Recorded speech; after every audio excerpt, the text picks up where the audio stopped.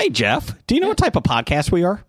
Well, we're not a history podcast. That's correct. We're a comedy podcast. So any jokes, skits, or anything else we say is not reflective of our organizations, businesses, or any sponsors that we're associated with, even charities. So remind yourself, if you're offended, it's okay. It's just a joke.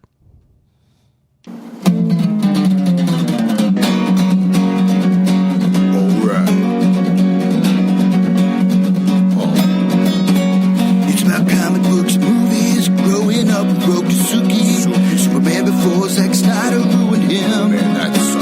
Michael Keaton was the best Batman, while Christian Bale was just deadpan. No one remembers the other ones.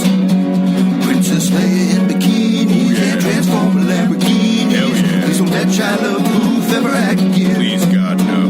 Remembering tales from the crypt, back when Michael Bay wrote good scripts. He wrote the All scripts. right here is no mystery. It's the history of bad. It's bad. It's the history of bad. So bad. It's the history of bad ideas. It's the history of bad. It's bad. It's the history of bad. So bad. It's the history of bad ideas. Podcast. Welcome to the History of Bad Ideas, episode 582. I'm Jim. I'm Brian. Jeff. I'm Jason. Oh, Jason's here. Oh, man, he made it back from Tampa. I like how Brian jumped in there right away. I'm Brian. I think he thought we were just going around the table. I'm not sure about that. He didn't want to get interrupted by Blake, who's not here. Wait, Blake's not here? Hey, I got Blake. I am Blake Bot. Blake Bot. Welcome, everybody. Welcome back. After being on tour last week in the Jeff Morris studios, Scab Jeff studios, very nice studios. It is. I'm going to need to put a TV in here. I keep looking at putting a small TV in here just so we can have the Hobie logo. So It's got to be a big TV like his is, though. No, you can get the Michael Scott one that you can push against the wall when you need more space. I finally got a plasma TV, guys. But it's broken because I threw a Dundee into it. We could put a big TV in here. I don't know if we have room anywhere. Well, we do. That would be the only thing in here. Some asshole keeps buying superpower figures, collectibles. Eventually, we're not going to have room for the camera, so we can Jeff, did you get that camera yet? broadcast on Yeah, YouTube. does it look like I got a camera? Wow, jeez, I was just asking. I mean, your phone has a camera on it. No, it does. Well, maybe we'll do that for Post Malone Oreos later. So, it's a big week. We got Post Malone Oreos and Dr. Pepper Blackberry Zero Sugar. Strawberry shortcake goldfish grams. Yes. I didn't bring the ice cream because we had so much to eat, so we just What ice cream? Skyline. Oh, did you get it? No, but I will. Oh, okay. Okay. It's just been sitting in your car, and then you're going to refreeze it like ranch. Jim doesn't have a car. Oh, that's right. You're going to leave it on the bus. Yeah. I hope I get that same bus. Pick up the bus. I left it underneath seat 27. Pardon me. Somebody stole my ice cream. No, it's over there. Somebody's peeing on it. Well, that's fine. It's fine. Are you saying the bus is a dirty place? No, not really. Actually, when I used to take the bus, it was some nice buses. Some of them are nice. Yeah. Some of them are really dirty. Yes.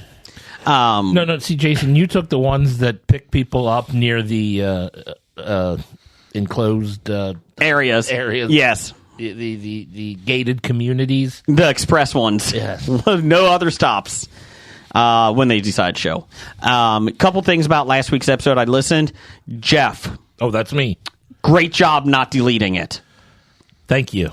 Jim, I loved your joke. Or no, was it Jeff? Oh, it was Jeff Morris's joke about that. Oh, yeah. Yeah. Very good job. Very good job. Jim? Yes. How does it feel to be turned down by Conversational Hearts? I mean, it hurt. Everyone I was picking up was like, oh, you suck. No. I felt bad for you. I felt bad. Brian. Yeah. How is Terraforming Mars? Have you played it? What is that? I don't know, but they were you guys were talking about in the beginning, and I was like, I can just picture Brian going, "I'm just going on my phone now." He pretended it was like Star Wars talk. Oh, okay, good call. Good call. It's all right, Brian. Hey, Hey, it's just an honor to be here. But Terraforming Mars is a really fun game. I know. I need to play it one time. I braved the weather to get here. I appreciate that. Even though in our text thread you said, "Oh, it's not doing nothing out here," and I get on 74 and it's like blizzard whiteout. I can't see. It was not doing anything out here. To be fair, my gated community does not have any snow on the road. Well, it's because you have a dome. bubble. Yeah, it's like The Simpsons. We also have Spider Pig. He's out there. Spider Pig. Does whatever a Spider Pig does. But Brian, you got out here and you have a new chair now. I do officially have a chair. Do you like it? I'm now that I know that I have options. I'm not trying to get too comfortable. Next week you're going to have another option, so it's going to be pretty good. I went from a metal folding chair to having many options of desk chairs. Yes. But again, that metal folding chair is still more comfortable than Blake's chair. Yeah, I would really like to throw that away. I don't understand how Blake likes that. It's like a hard base, and then the back is a hard wooden base, for your. It's all wooden. Yeah, and it's at an angle that's not comfortable to sit at, and it's elevated. It's elevated. It has you sitting like almost straight up. I guess because we all have shitty posture. That could be it. Well, I'll choose comfort any day. I don't think it's made for big fat people. I don't think it's made for anybody. I don't know. Blake likes it. Well, he's a robot. And he's got like 6 of them in his basement. I don't understand that either. I don't understand. Does he want a 7th? I mean, I don't know. But see if he's like Creed from The Office, like you could just switch something out and he won't even notice. Or no, Stanley, that's who it was. Well, Creed, they switched the apple and the onion. That's true. That is true. But I mean, Blake has a great table for gaming and everything in his basement, and then just those metal chairs like that. Oh, wood chairs? The wood chairs? Yeah. You can't. They do go up and go down. His house go up and go down, though. Okay. Yeah, so there you go. That's it for the show, right? Thanks for coming out, Brian. Bad idea of the week is Blake's chair. Yes. Number 1812. Another good year for a war, too. Yeah. I love that Yellowstone show, 1812. Oh, so good. So good. Not as good as 1863. Oh, yeah, that was... 1989 was a good one, too. That's a Taylor Swift album. Yeah, but actually that's the theme song to Yellowstone 1989. Dutton on the ranch, all they wear is like Zumbas. And Zumbas? Isn't that what it's called? Those Zumbas? The black and white, the striped. The striped pajama pant type. Yeah. The hammer pants? Yeah, they're called Zumbas. Well, they're not so much hammer pants. They're not like parachute pants. They're just the... like tiger stripe, multicolored. To be fair, the rival ranch actually were the Hammer Pants. That's why they went bankrupt. They lost to the Duttons. It was really great, though. So yeah, great show. And they had what, the shirts that they're called Zubas. Yeah, that's what I said. No, you said Zumba. I don't think I did. The dance class. They have the shirt. Zumba. They were doing that too. That's how they made money on the ranch. They have hypercolor shirts. Yes, you just put your hand on it. Members only jackets. Some had starter jackets. Rip had the Chicago White Sox starter jacket. He wasn't cool enough to have the Charlotte Hornets. No. Beth did. Nah, Rip had the Blackhawks. Oh, that's good. Yeah, that's a good one. That's the one that I had. I don't know if I ever had the big thick coats. I had a Duke giant shiny blue. It was I had that one too. Yeah, it was like the tinfoil covers in the 90s on the comic books. It was not good. Not good at all. And then I had the Florida Gators windbreaker, and I'm like, I don't even know if I like the Florida Gators, but I got one. It was on sale. It was a starter. I went with the when all the schools went to the Jumpman, so I had the UC like Jumpman tracksuit, and then Florida State. I got a couple things of theirs too. Do you have the Deion Sanders one now from Colorado? I do not. Do you have his sunglasses? I do not. Oh, hey, he's staying though. It's smart. Good for him. Yeah.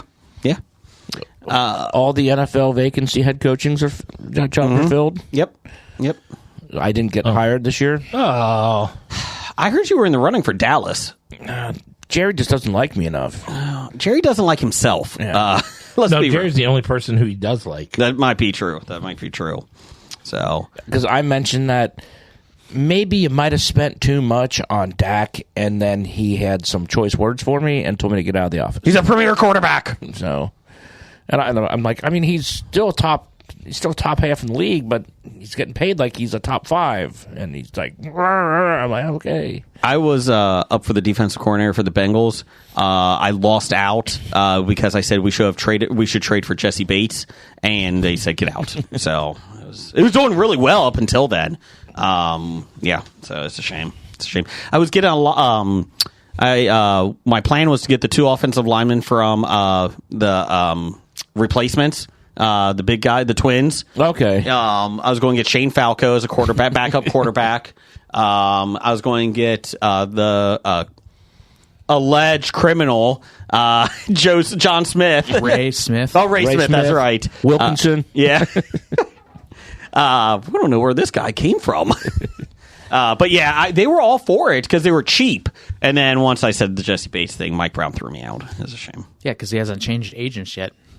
Oh, that's right. That's I suggested getting Sinbad. Oh, he's a genie. Never was. That's part of the Mandela effect that they don't want you to think about. Yeah, the Mandela effect is my memory is faulty, but I refuse to believe it. Yes. That's the Mandela effect. Berenstein Bears is spelled wrong. Yeah. When you were a kid, you didn't think of how to fucking spell. Bernstein is a more common name than Berenstain. So you thought it was Steen. That's all. I thought it was Bearstain. Bearstain. Yeah. There's a book. One of the books that Papa's a racist in it. It's The New Neighbors. And he's like, pandas move in. I'm not kidding. And like, you can't find it in bookstores, but you can see the PDF online, and I read it. Yeah. And it was not good. We don't like those pandas. Why are they putting bamboo in their yard? It's like, what? What? Does he learn a lesson by the end, or I think. Yeah, I guess. or does he just pass his hatred down to his next generation? Does he take all the money from the tree until it dies? Yes. Oh. Anyways, moving on. There's always money in the banana stand. There actually is money in the banana stand. But no, that tree, if you take too much, it dies. Mm-hmm. Is it like the giving tree? It's exactly what it is. That kid was an asshole. I know. Fuck him. He's almost as big an asshole as Grandpa Joe. Biggest villain in movie history. I can't move. You look at the candy factory? Let's go. Fucking Joe. Let's dance.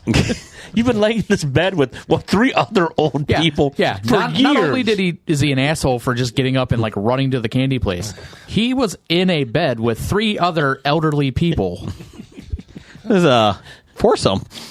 Well, he was like, you guys are all invalid. Why the hell am I going to stand around and do work? Let's just make her do it for everybody. Look at me using my legs like a person. How dare I? Look at me breathing on my own like a fool. I did start watching on my flights to and from Tampa. I did start watching The Penguin on HBO Max. It's like Brian suggested something good and you followed up on it. Yeah. Yeah. Not a year later. Yeah. Like No, was it? 4 months. Yeah. It is really good. Yeah. Is it better than Burgess Meredith's? No. I would love to see Burgess Meredith in this version. Well, he's dead. I wouldn't. You all right? All right. I'd like to see more of it, but there's no plan of doing another season. They said it's based on if Colin Farrell wants to do the makeup again. And right now, he's like, not right now. I think he's doing the movie. Yes. yeah, So the thought was movie, TV show, movie, and then depending on how that ends or whatever, another season of that. So I'm going to have to watch the show before I watch the movie then? I mean, I'll be honest, you don't even really need to. Probably not. you don't really have to. Because he's not in a big position differently. I mean, No. And So they kind of recap the movie a little bit. the show picks up immediately following the ending of the movie, though. So, like, But you don't really need But they to do have seen- recaps with it. Like, they do flashbacks a little bit. a little bit. No, yeah. but I mean, for the next movie, do I have to watch? Will I have to watch the show? No, just I don't think so. I don't believe you'll, so. you'll just they'll probably just say that he's a crime lord. Yeah. Yeah, by the Spoilers! time the next movie comes around, he'll probably just be where he's at. And Yeah, I'm 5 episodes into it, and it's damn good. Is he using umbrellas? no, No. His car's pretty badass. Yeah. Is it shaped like a giant duck? nope. Yes. Wonder who that guy is. So under the radar. Because I started on the flight I started watching The Blackening, which is a horror movie with an African American cast, and the joke was, "Who dies first? We're all black." And it's a comedy, like in the cab, they're stuck in a cabin with a serial killer, and like in the first 15 minutes, there's like bloodshed, which I knew, but like pretty hardcore. There's nudity, and I'm like, there's people right next to me. Like, Not on a plane. yeah, maybe I'll just, and you could, but I was like, okay. No headphones though. Yeah, oh yeah. So I put porn on. Oh, you watch Swap? So then I started watching Penguin and that. But yeah, there's a couple parts that are pretty brutal in it. And the guy next to me, there was an old lady watching the news, and I'm like, just turn off the news. Why are you watching the news on a plane? And then the great news was that they kept talking about. They kept showing the flights that kept getting in crashes and that. And I'm like, ma'am, this is not a good idea for Please you. stop. Stop Yeah. watching. Aviation community is doing great. Yeah. Yeah, they didn't have any bad flight accidents in years, and then they just had 3. Yeah. Yesterday was a fourth. Yeah. Yeah. The Motley Crue, Vince Neil owned plane, crashed into another plane on the runway. Was Vince Neil in it? No, he was not. No. But it wasn't like landing. It was, I don't know what it was doing, but literally Taxiing or something? Donuts. just smashed into another plane. And at last I saw, at least one person that died. Jeez. I think it was the pilot. Probably. I will say, I love flying. I love airports. I'm not kidding. I enjoy it. Wow, there's not a whole lot I like about it. I love the whole experience, except for Atlanta. Fucking Atlanta's airport. That's big. It's just, And then your connecting flight is never close. it's not, and nobody ever And you wants would to be there. I think it should be, because don't they usually keep similar, the airline Yeah. you're flying, shouldn't it be pretty much in the same terminal? It's just, I think And it's just because it's so big. Even if it's in the same terminal, it's a long way down. I can understand if you're changing companies or something, if Yeah, I'm yeah, flying Delta to United or- one, yeah. but Well, and the problem is the food is never great. The restaurants are not great options. everywhere else they are, but not Atlanta. Is that Yeah, what you're actually, telling us? they are. I've flown enough airports, through enough airports. Dallas is huge, Detroit's huge, but they have good, options, and people are friendly. Atlanta, no offense, is never friendly in their airport. And I'm like, okay. But yeah, I really enjoy flying. And I never worry about crashing. I will say, this is the first time ever, when I was getting on the flight to Tampa, I was like, oh, Did you take a glance into the cockpit? yeah, I just walked up. See, you could get a good look at the pilot. Yeah. It was autopilot from Airplane. It was the inflatable. Well, then you're safe. Yeah. So it was fine. Yeah. But I mean, that was the only, and I wasn't super nervous, but it was just in the back of my head, damn it. Hope they have enough air traffic controllers on this one. Well, Yeah, the last flag on it was Ted Stryker was flying. Oh, that's not good. Striker. So yeah, I mean, like I said, I really enjoy airports. I love the whole experience of it. But this was the first one I was like, not nervous, but just, You're weird. I really do. I love it. You and your I love the cold weather. But I get on the airplane, I watch a movie because Delta has the TVs right there included, and you just go, and it's I don't care. And I don't mind the actual air travel itself, but the airport experience has never been real fun. really, huh? no.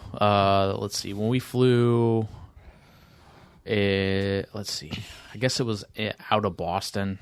Boston. Boston. From Boston. Yeah, That's a little weird airport. It's gigantic too. It is. But it doesn't feel like it as close as everything is, but it is actually like a big airport. Mm-hmm. It's never. I mean, CVG's. I like CVG. I agree. It's semi easy to navigate, but But now that you don't have to go out to Concourse C. yeah, Have you flown through Charlotte before? I have not. Charlotte's really nice. Charlotte's easy to get through. It's a little bit. It's maybe CVG size, maybe a little bit smaller, but like it doesn't feel like it. Like it's really smooth. I prefer Charlotte above most of them. I mean, I really enjoyed flying in and out of Atlantic City International Airport. How was that? It's a room. Really? It's like a small building, and they have like the international part is like just roped off Yeah. because they have like some flights up to Canada. And it's like, other than that, it's like one big like room. And it's like, man, this is tiny. When I flew to Myrtle Beach, a couple of years, probably 8 years ago now, it was the same thing. It's like, it was a big plane, like a decent sized plane, but like, yeah, it's the smallest airport. It's the easiest thing to get in and out of. And they have one desk for rental cars. Yeah. Yeah. I will say Phoenix is also a really good airport too. That's a really easy one to get in and out of. I mean, we're talking CVG back when they used to have Concourse A. Mm-hmm. Like I used to always like fly out of Delta Concourse C, go out to Terminal C or Concourse 3, whatever it was, Terminal C to fly Comair. So used to all that, and then I bought a ticket on was it Southwest or something else? It was flying out of like Terminal 1. And it was A, B, and C. Yeah. Well, it's Concourses A, B, and C. Yeah. Terminals 1, 2, and 3. So But Terminal 1, it was just like, oh my God, is this the same airport? Terminal 3 had, like I said, 3 concourses. Terminal Terminal 1 had like 12 gates. yeah. And you just walk in and you're there. And I'm like, I'm flying this way. Fuck Delta. Dallas is like that. Yeah. Like you'll take the train Train, yep. and you're going outside. You're going. Yeah. It's a good 15 minutes or so to get to the next one. Yeah, we didn't do that down there. Yeah. Jeff and I flew through there going out to San Diego. Yeah, with Dallas. Yeah, it's not my favorite one, but it's not bad. It's just big. It's big. Welcome to Plane Talk. Small airports are better than big airports. I love Like Sarasota, that was a fun one to go in and out of. Orlando's easy too. Like, yeah. They tell you, show up 2 hours early. No, you can show up a half hour early at Sarasota. Sarasota. You had Phoenix. I had no problem going. Phoenix out is of. easy. Yeah. Yeah. So welcome to getting through TSA in Boston sucks. Boston is It's rough. I feel like they just don't know what they're doing. Well, Or if they are, like, it's just taking forever. it's honestly that's what it was the sheer number of people. Yeah. Like it just sucked. There was like, when I flew a bunch. It was kind of right when TSA took over a bunch of stuff and they started up. Man, was that slow when it was just brand new. Yeah. Oh, that was Now waiting it's in pretty line, smooth. They're and pretty good with it. That was definitely you had to show up an hour early then. Yeah. I still show up an hour and a half early. And I'm usually in and out within a half hour at most. Like if I flew at all now, I would definitely get the Pre-TSA. TSA where Yeah. Yeah. Let's see here. So I watched The Penguin on the plane trip. So I hope that answers all your airport questions, listeners. I watched, and I remember briefly when it came out in like 2017, but the show by Greg Garcia, it was The Guest Book. Okay. Greg Garcia, he created the shows like My Name is Earl, Raising Hope, and this one, it's about a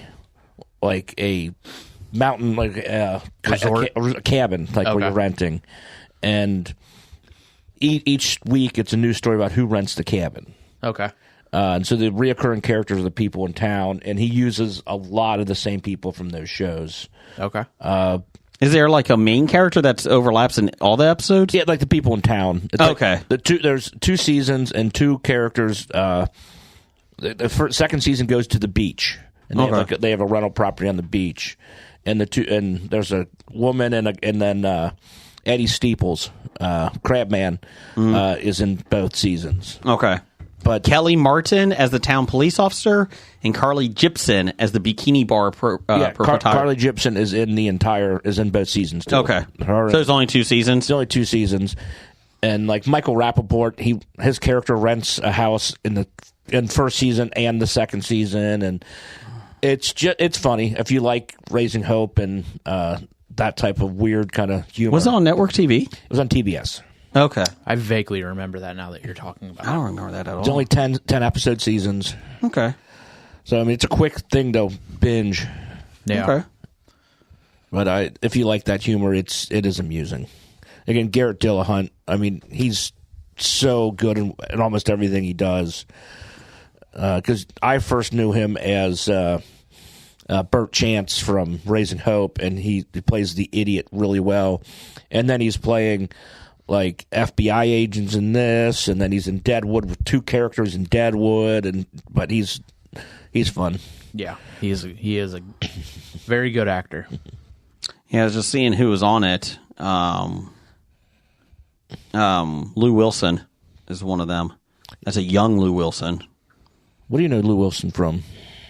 Because King of Staten Island with Pete Davidson. Pete Davidson. Pete Davidson's in it. Oh, okay. Pete Davidson's in the second season. Yeah. Lou Wilson, big for Dimension 20 and some RPG show. Yeah. Huh. He plays Fabian Seacaster in the what the hell is the name of that season? The high school or You know, Oakford Academy. I just want to let you know, since Jim was bitching a couple weeks ago about, we don't get enough of your stuff in there, like Lord of the Rings and that, I have started to add more of your guys' stuff, so I don't want to hear it.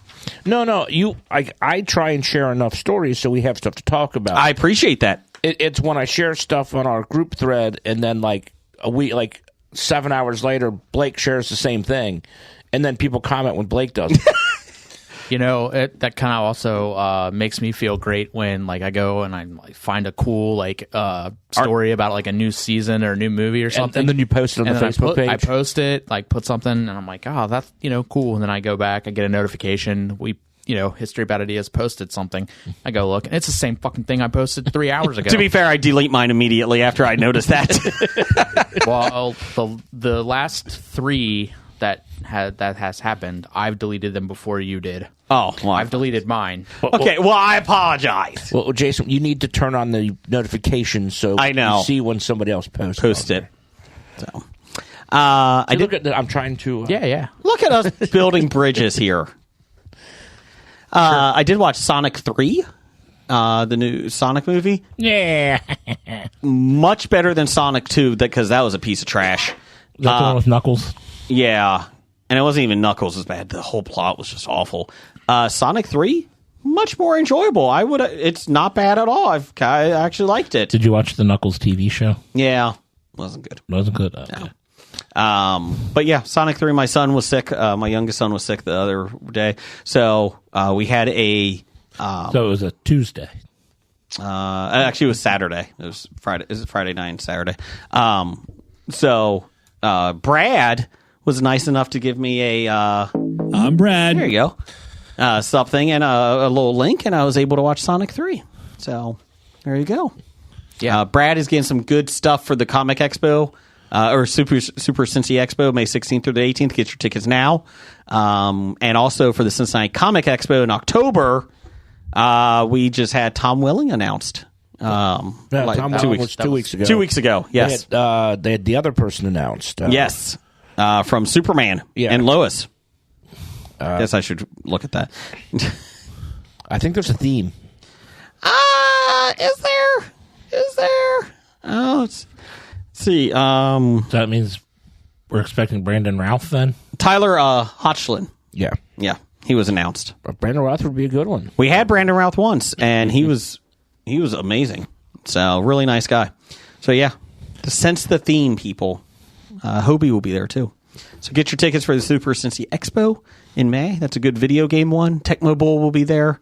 Tecmo Super Bowl, I think it was. Yep.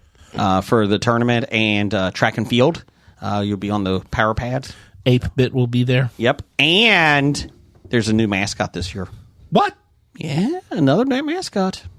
Oh, in addition to In addition to not 8-Bit. replace. Yes. I'm like, it's only 2 years old. How are they replacing mascots already? He got too old. He had an ego. It was going to his hands. Oh, wah, wah. Anybody else going to try this? Oh yeah, zero sugar. Oh, I didn't realize we were opening them. Dr. Pepper Blackberry, zero sugar. 0 calories, 3% sodium. Pretty good. This is 3% salt.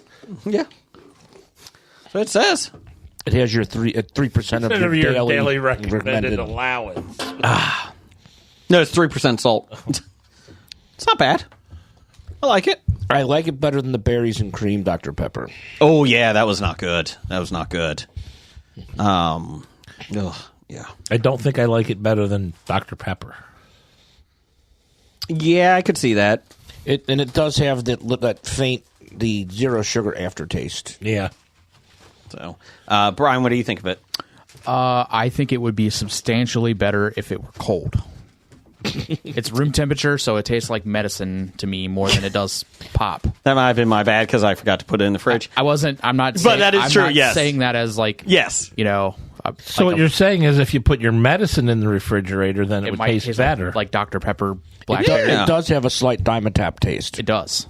Yes, it It I was does. thinking Robitussin, but It does help your cough. So if you have a cough, just get some Dr. But Pepper. I never minded Dimetapp. That was the one that the grape stuff. Hey, just give me the bottle of the pink. Whatever Pepto? that- no. Oh, whatever amoxicillin. Yeah, whatever Yeah. I got as a kid. That was. I kind of wanted to be sick to get. My that. kids were always sick with and always prescribed amoxicillin. We always joked, like, just give us a tub. Like, just let us scoop it out. And so we have Post Malone Oreos. So I was watching Stephen Colbert, and he was talking about the Post Malone Oreo. I mean, he's stealing Hobie's idea. He's stealing our bit, Bastard. and the sumbitch ate half a cookie. What? and then put it back in the package. We eat all the cookie. We eat all the cookies. No, Blake's not here, so we'll be fine. I have a car design on mine. I have, it looks like a guitar pick with Posty Co. Oh, that's a record. Okay. I was like, it's a circle. It's supposed to be a Yeah. record album, a vinyl. What do you got, Brian? That says Oreo Post. I have I have some circles with a P and an M on it, Okay. and then I have like just another weird design. So it's swirled salted caramel and shortbread flavor cream. So one side of the cookie is vanilla, one is chocolate, and then the inside is swirled. I do give the credit for the just the change of everything, how it's different. Correct. Because there's many times that we get them and they're the same. Yes. But I As think far as is this the first time they've used a chocolate and a vanilla cookie? I don't think so. I thought they had one other one that I thought we've tried one. Did they do that with the black and whites? That was half and half, wasn't it? Hence black and white. Yeah. Oreo cookies. I'll check for you guys. I'll check. My second one looks like a butterfly with a PM in it. Ooh. Butterfly in the sky. I can fly twice as high. It's in a book. Take a look. The Reading Rainbow. We'll say the first cookie I ate all at once to get the whole taste, and I really, really liked it. Now I'm going to try the individual pieces. See how that goes. Okay. Yeah, all the flavors meld pretty well together. The black and white cookie actually had the cream color, I guess it is, cookie on it, and then the inside was frosting, was chocolate and white. Yeah, I'm looking. You might be right, Jeff. I thought we had another one though. I think we've tried one that was like that. So, would you recommend these Oreos? I would. I would. That's where are they at in your rankings? You don't have to do a specific number, but like top, middle, bottom. It would be near the top, top 10. Okay. Probably not top 5, but our top 10 is like 37 cookies. It is. But Oreo will still not send us anything. Bastard. I do say the cream tastes better when you have cookie with it. Just eating the cream plain is just okay. But the different flavors and textures together make it better. So it is better than the sum of its parts. Yeah, that's a nice cookie. It is. I don't know. I think it would be in mid for me. Like, it's good. But I'm like... I would put that in my top 10. Really? Yeah. I feel like there's a lot more that... I would say maybe top 15. Maybe top 15. Just right outside that. So... It's just hard for me to rate when we eat them. It's Every so week. So different, so many years apart. On yeah, oh yeah. Well, But the good ones we know, like the chocolate peanut butter pie. Well, yeah. The Sour Patch. Sour Patch was good. Sour Patch is my number one. Swedish Fish. No, Swedish Fish was low. Which is weird because the Sour Patch was so good, but the Swedish Fish was... It was just strange. Cotton candy. I don't think I like that one. No one did. The one that I'm still trying to find is the peanut butter and jelly one for Oreos. It was out a couple years ago. I think it was before we started doing this. And like you can see it, like some international ones have it, but it's tough to find. And then I'm like, well, if I order it online, what year is it from, right? So that's the one I think that could be number one. The peanut butter and jelly could be really good. It's got to come around enough for where they'll re-release it or do something similar. Yeah. I'm looking forward to the Irish cream ones coming out later this month.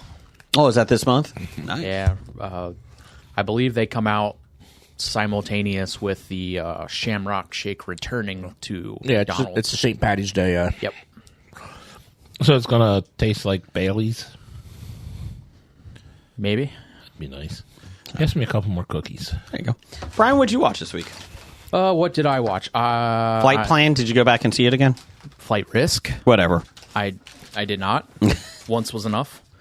Let's see. I caught up, and I'm up to date on The Pit. Oh, okay. Can't get enough of that. It is a solid television show. Very, very good show. It gets better and better as Yeah. episode to episode. I really do like how they're doing it, like hour by hour too. Like, It's one 12-hour shift. yeah, but yeah, it's getting really, really good. I mean, it's been really good, but it's yeah. But it's amazing that how all these once in a career stuff happens all in the first 5 hours of one shift. Yeah. Well, I like the one guy who had to change his scrubs 5 times. Yeah. Every episode he has to get new scrubs because it gets thrown up on. What does she nickname him? This episode, last episode. No, she just right out of the gate, she nicknamed him something, and I can't remember what it was. I don't remember. But the girl, she's the only one that I don't really like. The super cocky, making fun of everyone. It was good to see her brought down low this episode. Agreed.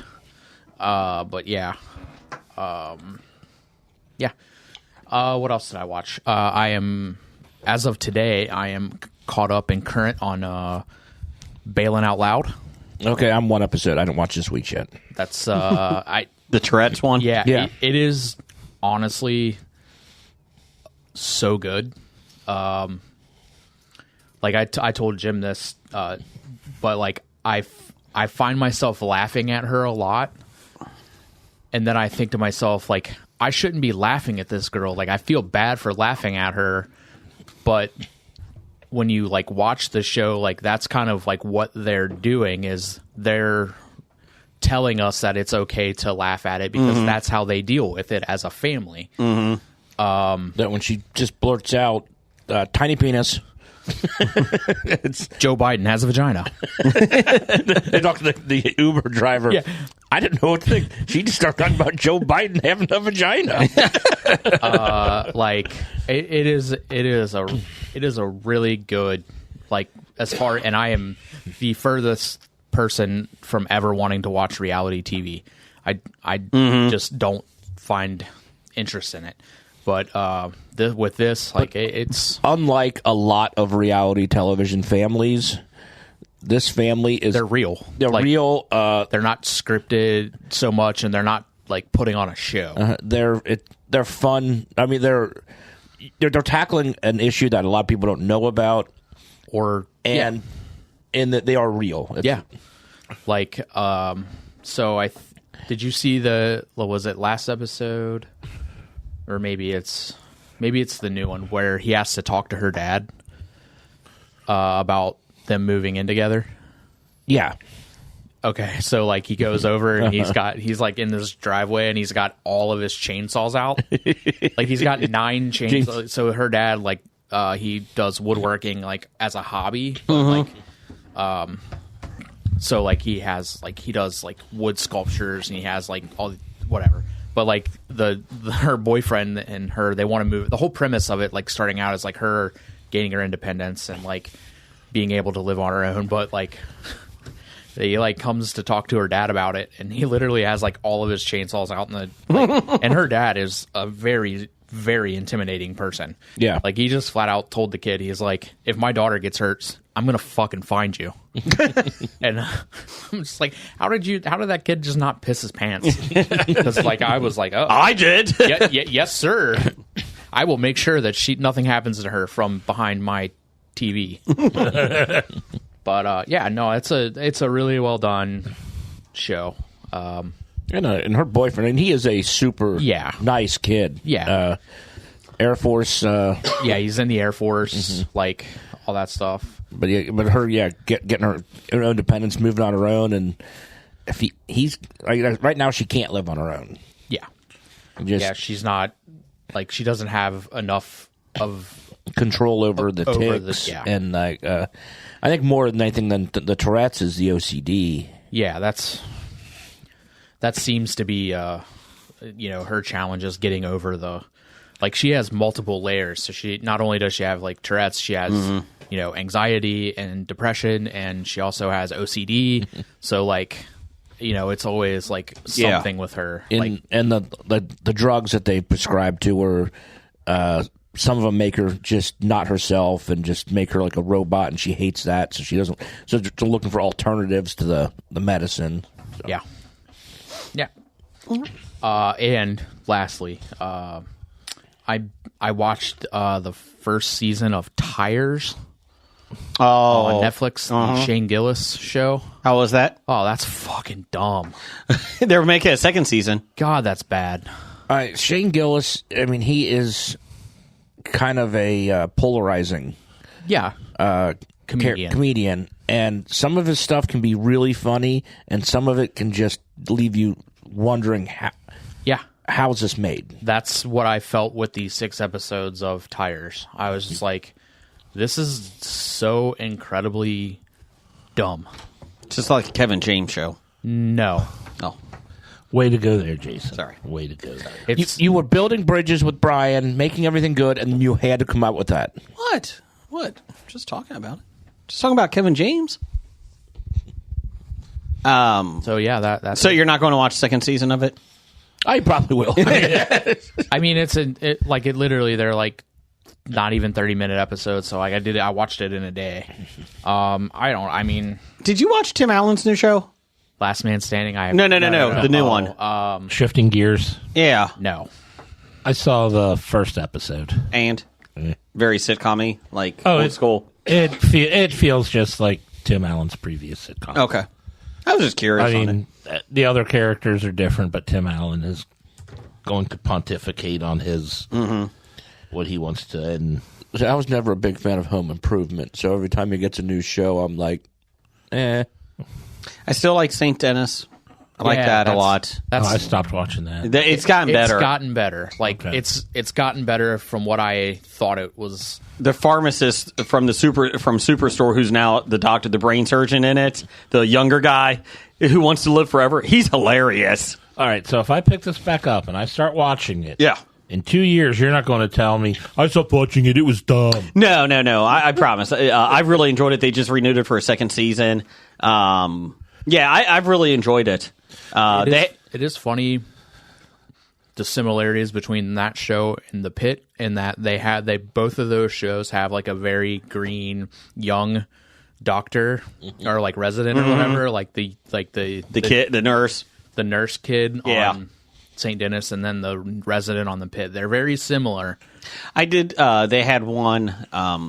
The dad was passing away. I think it was last week or this week, a couple weeks ago.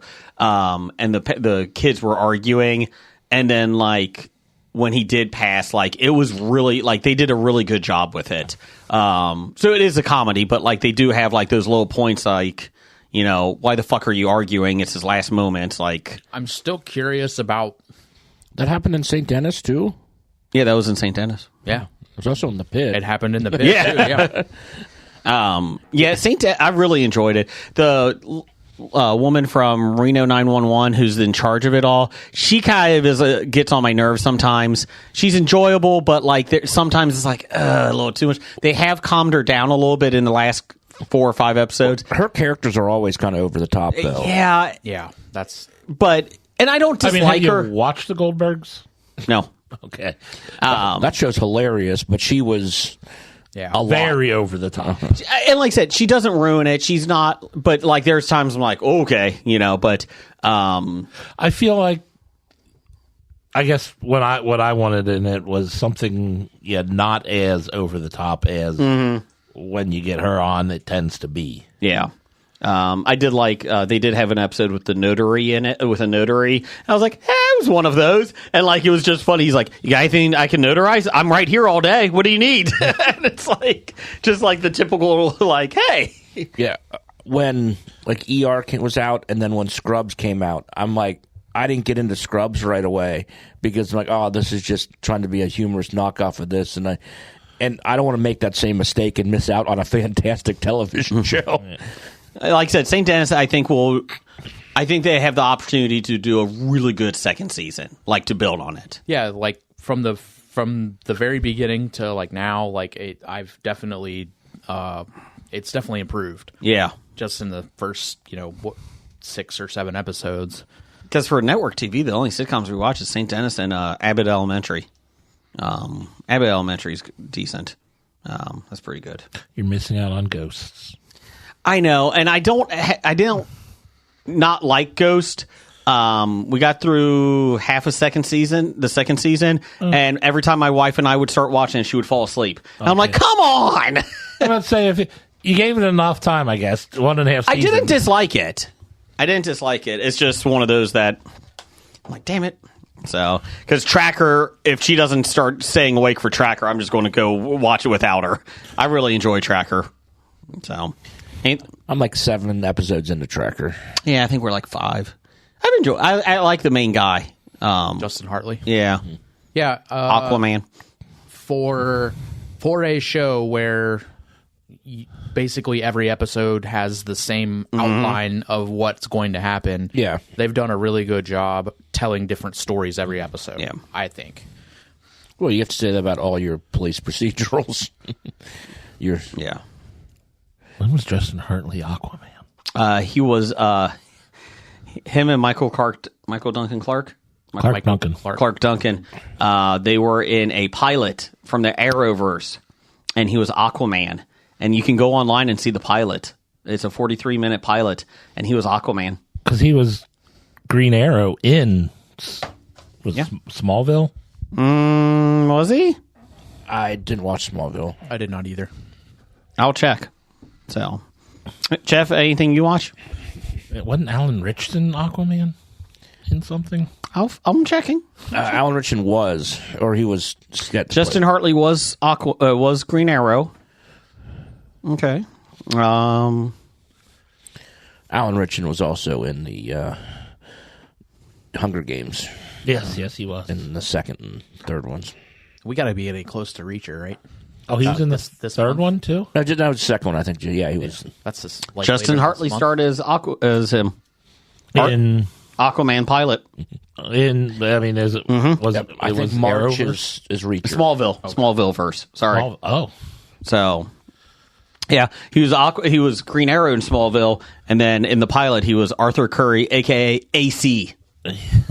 what was he? Did they try to do the Aquaman thing first and then bring him back as Green Arrow? I don't know. I'll check. Yeah, it was no, probably not. It was expected to debut in fall 2006.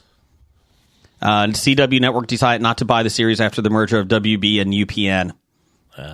So yeah, UPN. So I saw like the CW just like I thought they were getting out of a lot of making their own shows, and because they canceled a bunch of things that people watched, and then I saw they have a sitcom out brand new, and I'm like, I'd rather have some More Walker. some more Walker. Yeah. they're buying a lot of shows from Canada and like different like shows from Australia. Do we get to watch And then- Degrassi then? Or New Corner Gas. Ooh. I think they're doing a lot of like, and then shows that are like in syndication, like they're buying them and putting them on, and that Do they have to pay the tariff for the show? from New Mexico. Let's see here. Brian, you want to do some listener feedback? I thought we had a poll. We did it. Not it was late, and we didn't have many. Oh, It failed. The Yeah. poll failed. good job, Jason. Go to Bad Ideas Podcast. Do the poll. All right, listener feedback sponsored by Hello Jeff. Jeff, what's in the box this week? Beef. Beef. Beef. It is what's for dinner. It is. Okay. What kind of beef? Beefaroni. Is it in the can at least? Yes. Okay. No, it's not loose. It's the packing. No. The packing. How much beef tartare is in there? Well, any beef could be beef tartare if you don't cook it. Well, it's still got to be prepared properly. Well, we don't prepare you the food. We just give you the food and you prepare it. So, do you have like the lime juice and the stuff to make tartare? Maybe. Some type of acid and It will eat the box. I think not there's that some, type of acid. I think there's some vinegar in there. Malt vinegar. Malt liquor. King Cobra. No, we couldn't give malt liquor. We can't transport across state lines yet. Do you have A1 sauce in there for the beef? No, God, we like our meat. Do you have baby cows in there? No. Oh, like real ones. No. Okay. I mean, What a stupid question. yeah, why would I put a baby cow in a box? You had chickens in the box before. Not alive. I don't know about that. They weren't live chicken. My neighbor got a box and it was a live chicken in there. Well, then the egg must have He hatched. just died of bird flu because of it. I just saw a like little clip thread on Facebook where this little girl, like they're at like a farm, and the little girl points at a cow and says hamburger, and the mom's like, "No, you can't say that." So, I want mine with cheese. It's like a little 2-year-old. At least she knows where it's coming from. Beef bouillon cubes are in there too. Ooh. You don't like beef stock? What? Do you ever have pot roast? or- Jason, We I'm do gonna have warn pot you. roast, but I'm not going much. to warn you, you don't eat the cubes. Oh. I was doing it all wrong. This is super salty. You just soak them in the water. Yeah. The bouillon has like way more than 3% of your daily sodium.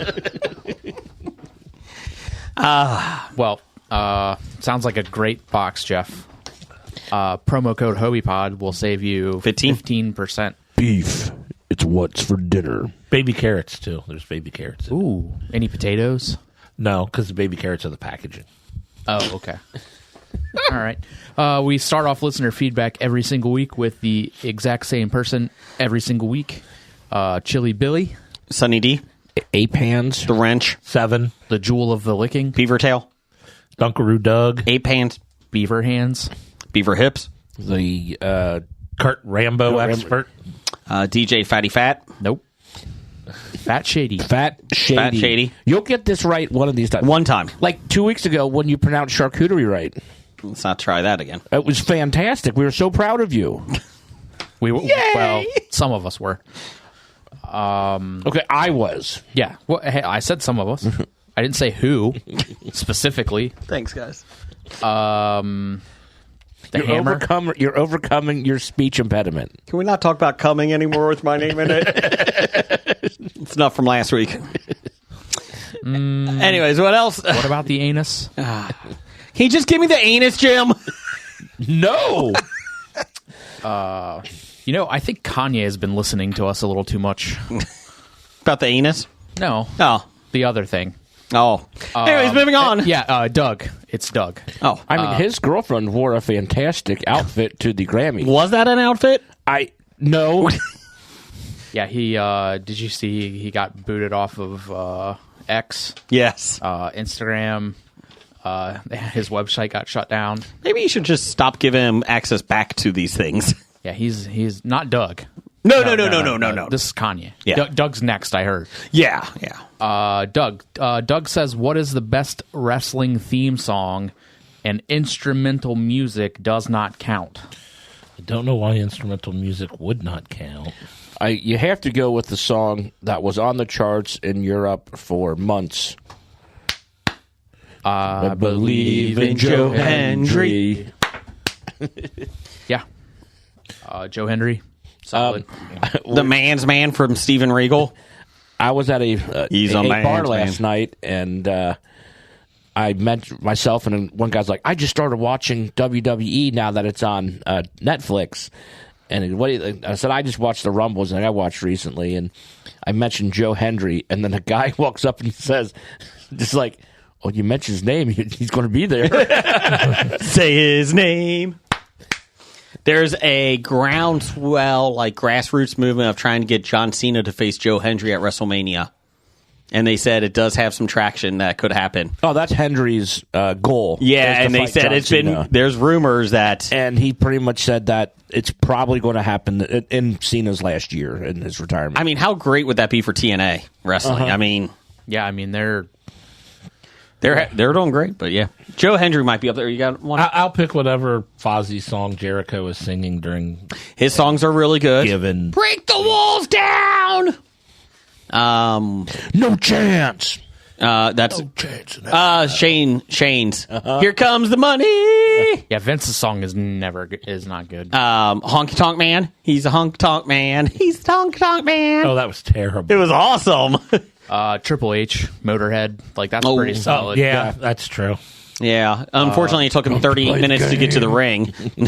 Well, it's still less time than it took Undertaker Charlotte Flair to get to the ring in the Royal Rumble. How long? Like, give her one of those WrestleMania 3 go-karts, like with a ring around it. Let her, like, help her out. Because they don't have a clock, like, on the ones for, like, how many minutes it's supposed to be. Because from when she was announced to when she got down to the ring and then she got to do her stuff, it was like 9 minutes. Oh my God. And then, like, the next person, it was like 2 minutes. To be fair, she actually had to get some Botox in her face before she got in the ring. Oh, she got it halfway down. Yeah, that's true. I think she got married again in between getting announced and getting in the ring. She's only been married 3 times. She's 5. still... No, Flair's 5. Ric Flair's 5. I just saw a thing about it today. Wow. She has been married 5 times now. Only twice was to Ross Geller. Oh! He did have leather pants on. And the saddest thing in the post that I said is now she's tied for... She has as many marriages as she's had faces. Oh. And there's pictures of all 5 of the faces of the couples. Oh, they meant like, faces. but like you can from this one to that one. It's like it's because plastic same woman. No. Plastic surgery, like you can get obsessed with it. And on the fourth surgery, she had the same thing that the guy from Tropic Thunder had. Anyways, Doug, I hope that answers your question. Well, no, I think I'm going to need a ruling. Okay, because it said like no instrumental music doesn't count. Yeah. So in Stone Cold Steve Austin's music, where he says "You're pathetic," does that count as I think that's fine. Lyrics? And is glass shattering considered an instrumental? No, I don't think so. Instrumental music? No, I'm fine with that. Because if my first thought was it's instrumental, is the Hart Foundation and Bret Hart. Like I love that music. The only good thing about Hogan is the Derringer song. Oh yeah, that was a fun song. I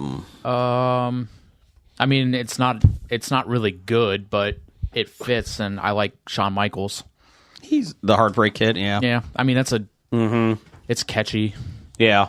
Didn't Rick Rude have something that had lyrics? Yeah. Dolph's entrance music is pretty good. The best was with Rick Rude. I need all you fat, lazy, out of shape people to sit down. I take my robe off. What else we got? All right, next up from Vampit at Vampy. You can go back in time and change one major event in the world. What is it, and how does that affect the future? One major event. Does it have to be a major event, or can I just go back and change where I go to college? No. And you can't take away the wheel. We've already done that. We lost the wheel. We lost fire. Actually, we got the wheel back. We lost auto-tune. Auto-tune. Yeah, we lost the cotton gin and the and the printing press. I'm going to say I think we should go back and not turn on the Large Hadron Collider. You think that's the reason that we're in a different timeline? It's got to be. Okay. But other than that... Because I remember you spelling your name with an E-R-Y, not an R-E-Y. That's how I spell my name. I remember the other way. I mean the other way. Good try, Jason. Damn it. Other than that, I'd go back to 2016 and change some election. I would go back and let the Murder Hornets win.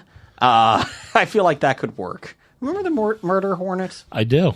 No, actually, I wouldn't do that. The Murder Hornets kind of died out because everyone was locked up from... That's true. They all were knocking out the door like Land Shark. And no one would let them in. Not Murder Hornet. They're like, you're not wearing a mask. I'm not answering the door. Those damn Murder Hornets that wear masks. Jim, open the door. No, you're the Murder Hornet. No, I'm not. Yeah, you're I'm the Charlotte Hornets. I'm Muggsy Bogues. No, but you're still not wearing a mask. I don't need a mask. I don't have COVID. I didn't go to the lab.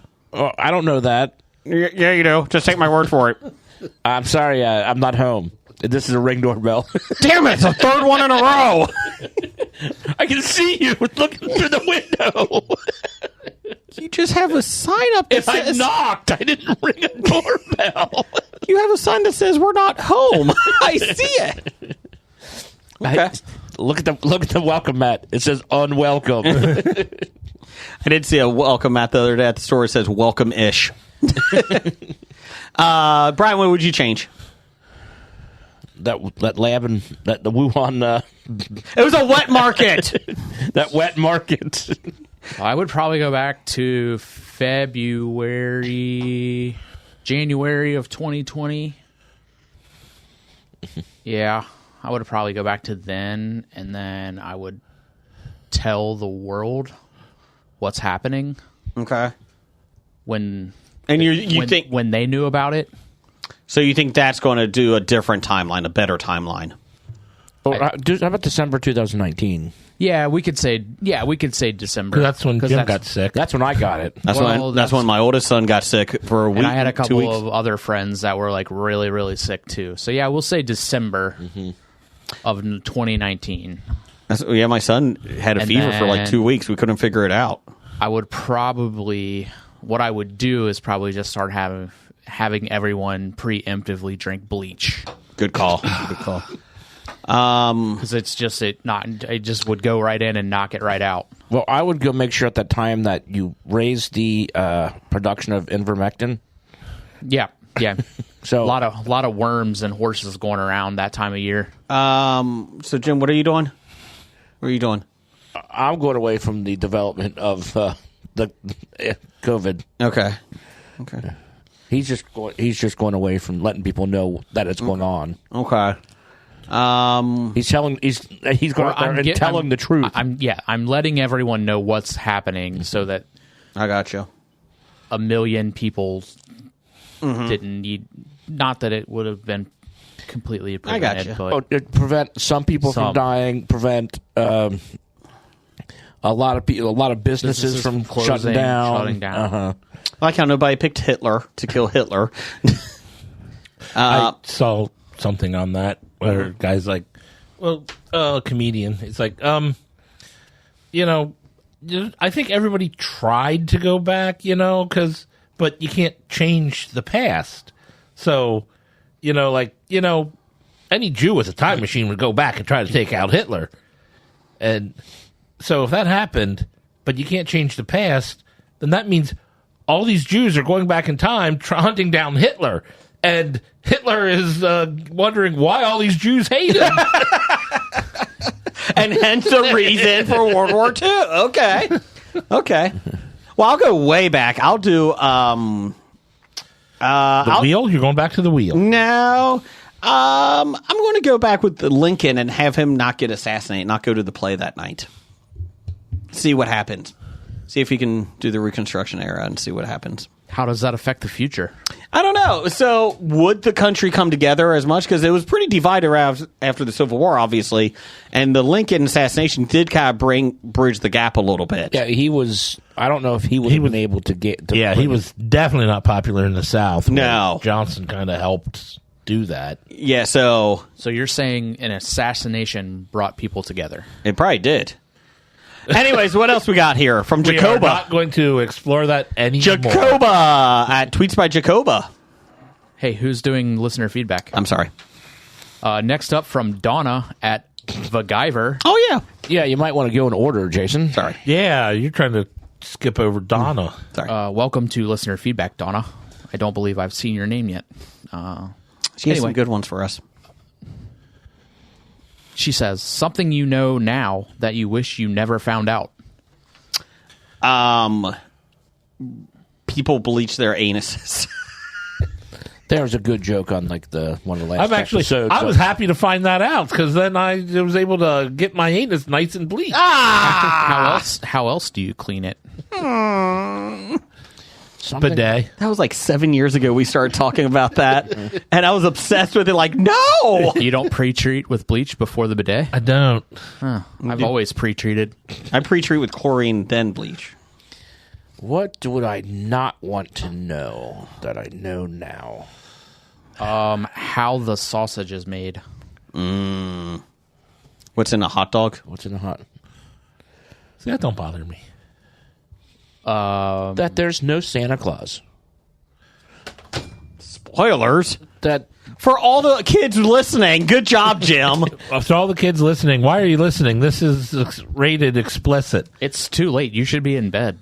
We've met many people coming to the expo with their families listening to us on the way. but that you still have that sense of a wonderment and stuff. That's still that sense of innocence. I agree. Christmas is a lot more fun. That when you even like Christmas, like the Santa Claus, the Easter Bunny. Spoilers, kids, stop listening. There is a tooth fairy though that comes into your room and steals your teeth. And sometimes they're not even out of your mouth. No, they're on a list. The Easter Bunny has to be real. How else do we keep getting all these fucking peeps? Stupid. Anything else? It's a very intellectual one.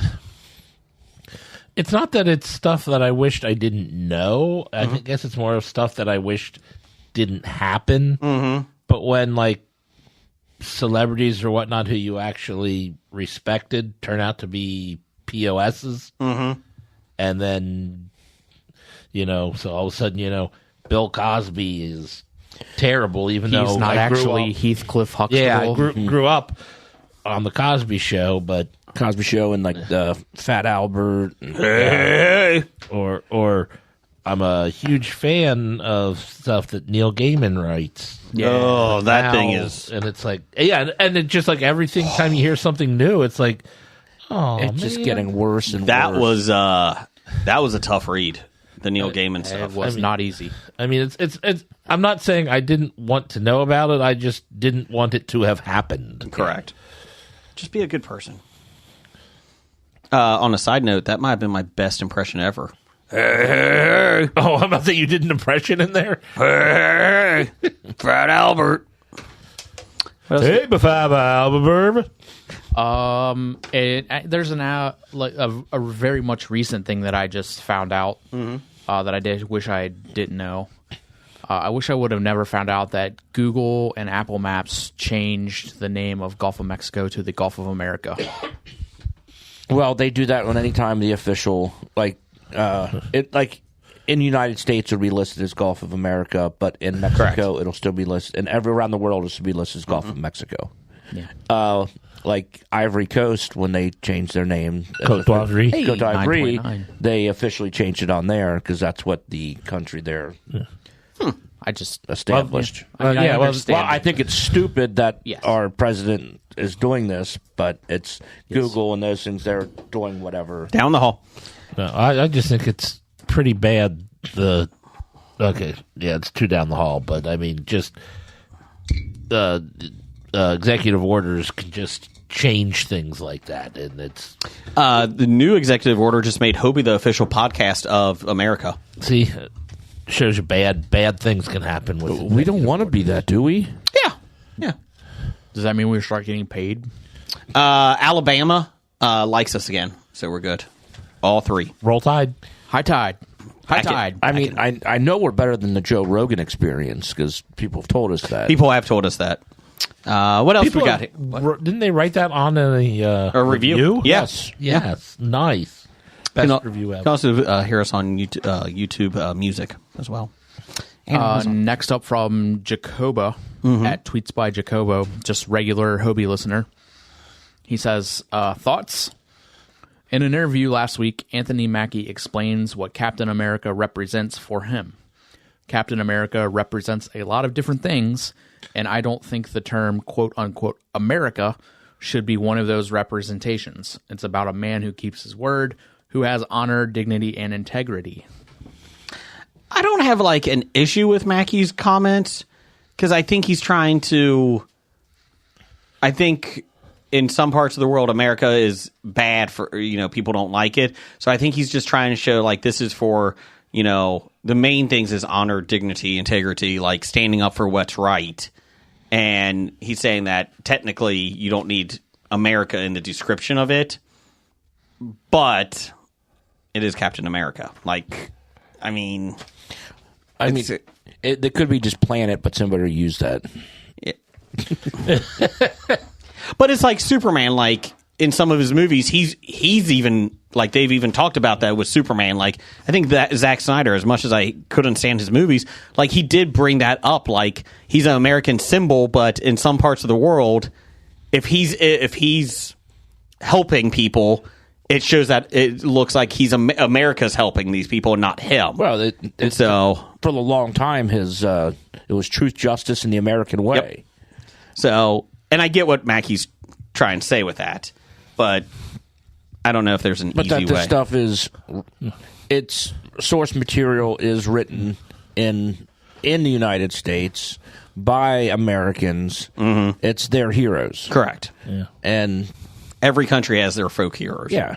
Well, since Captain America's obviously gone worldwide, and what Captain America himself represents is actually getting farther than how America is perceived by a lot of other people. Gotcha. Mm-hmm. I just say you go with U.S. Agent. He has the right way. Yeah, that's it. That's it. Side note, Thunderbolts looks damn good. The trailer for it was on the Super Bowl. That looks really good. I didn't see it, but I did read that they explained the asterisks. What is it? I guess it came out Thunderbolts asterisks. The Avengers weren't available. Oh, like okay. in the fine print, you read the asterisk. I gotcha. Pretty much saying, yeah, we're kind of replacing the Avengers because we don't have Avengers together right now. It's on our Facebook page at the History of Bad Ideas on Facebook. You can watch the trailer there. Yeah. What else you got here, Brian? We have a listener review. Ooh. From Brett DiMarcello at Jers2487. Mm-hmm. He says, regarding the WWE, the men's Rumble felt less about the winner going to WrestleMania and more about building or continuing 5 different storylines instead. The women's Rumble was good until Nia and Charlotte showed up. Nia is awful and no-sells everything. I agree, Brett.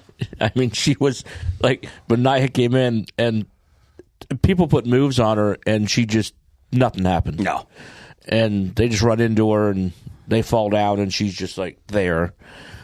Like, they need to use Piper more. Here's another Piper Nevin's really good. Again, bigger girl, but she's much more mobile than And she has a Nia. personality. Yeah, I use Piper more to be, and then Nia can kind of go to the wayside. I mean, her character is kind of past its story. So I watched the men's Rumble and the Cody Rhodes Kevin Owens match. I didn't watch the women's Rumble because I didn't get back to my hotel till later. So I told my daughter that I'll watch it with her. So we just watched it this past weekend on Sunday. And I knew who won because I watched SmackDown. I was like, damn it. Well, I mean, it was pretty... Yeah. I mean, everyone kind of had an idea So- that's what it was going to be. So my youngest, my wife, and my daughter and I, we did the numbers. We drew the numbers because my daughter wanted to do that. So we did that. And nobody else knew who won. Okay. I got Nia, and my wife started cracking up when Nia Jax came out. She's like, "You got her," and because she knows I can't say her. And then I got Charlotte, and as soon as she came out, even my wife, who doesn't watch wrestling, looks over and she goes, "She's winning, isn't she?" God dang it! I was like, "Yep, there it is." Yeah, so my response to his tweet actually was, that feeling is what I feel like the WWE now has to do because they're on Netflix. Mm-hmm. So, like, they have to literally build stories so they can keep, like, they can't, like, they're not just going to be on, like, it's not USA Network. Nope. Like, people are going away from cable, logging into Netflix, and purposefully watching it, not, you know, not They just like slip doing, oh, wrestling's on, I'll leave it on. right. Yeah, like they're purposefully going to the app to watch it. Mm-hmm. So I feel like the WWE has to do that to keep people on the app watching. Correct. They have to get them to go there. Yeah. So I feel like that's, you know, that's the reason that why it feels like that. Although I did see some stuff today, yesterday and today, I was reading some stuff about, I guess Drew McIntyre was pretty pissed. Yeah. That LA Knight. Yeah, it come out that it was LA Knight, like just kind of taking over and just trying to get himself over rather than, you know, whatever. Yeah, they wrestled on Friday. Being in the wrong place in the Rumble. Yeah. With him and LA Knight's storyline with Logan.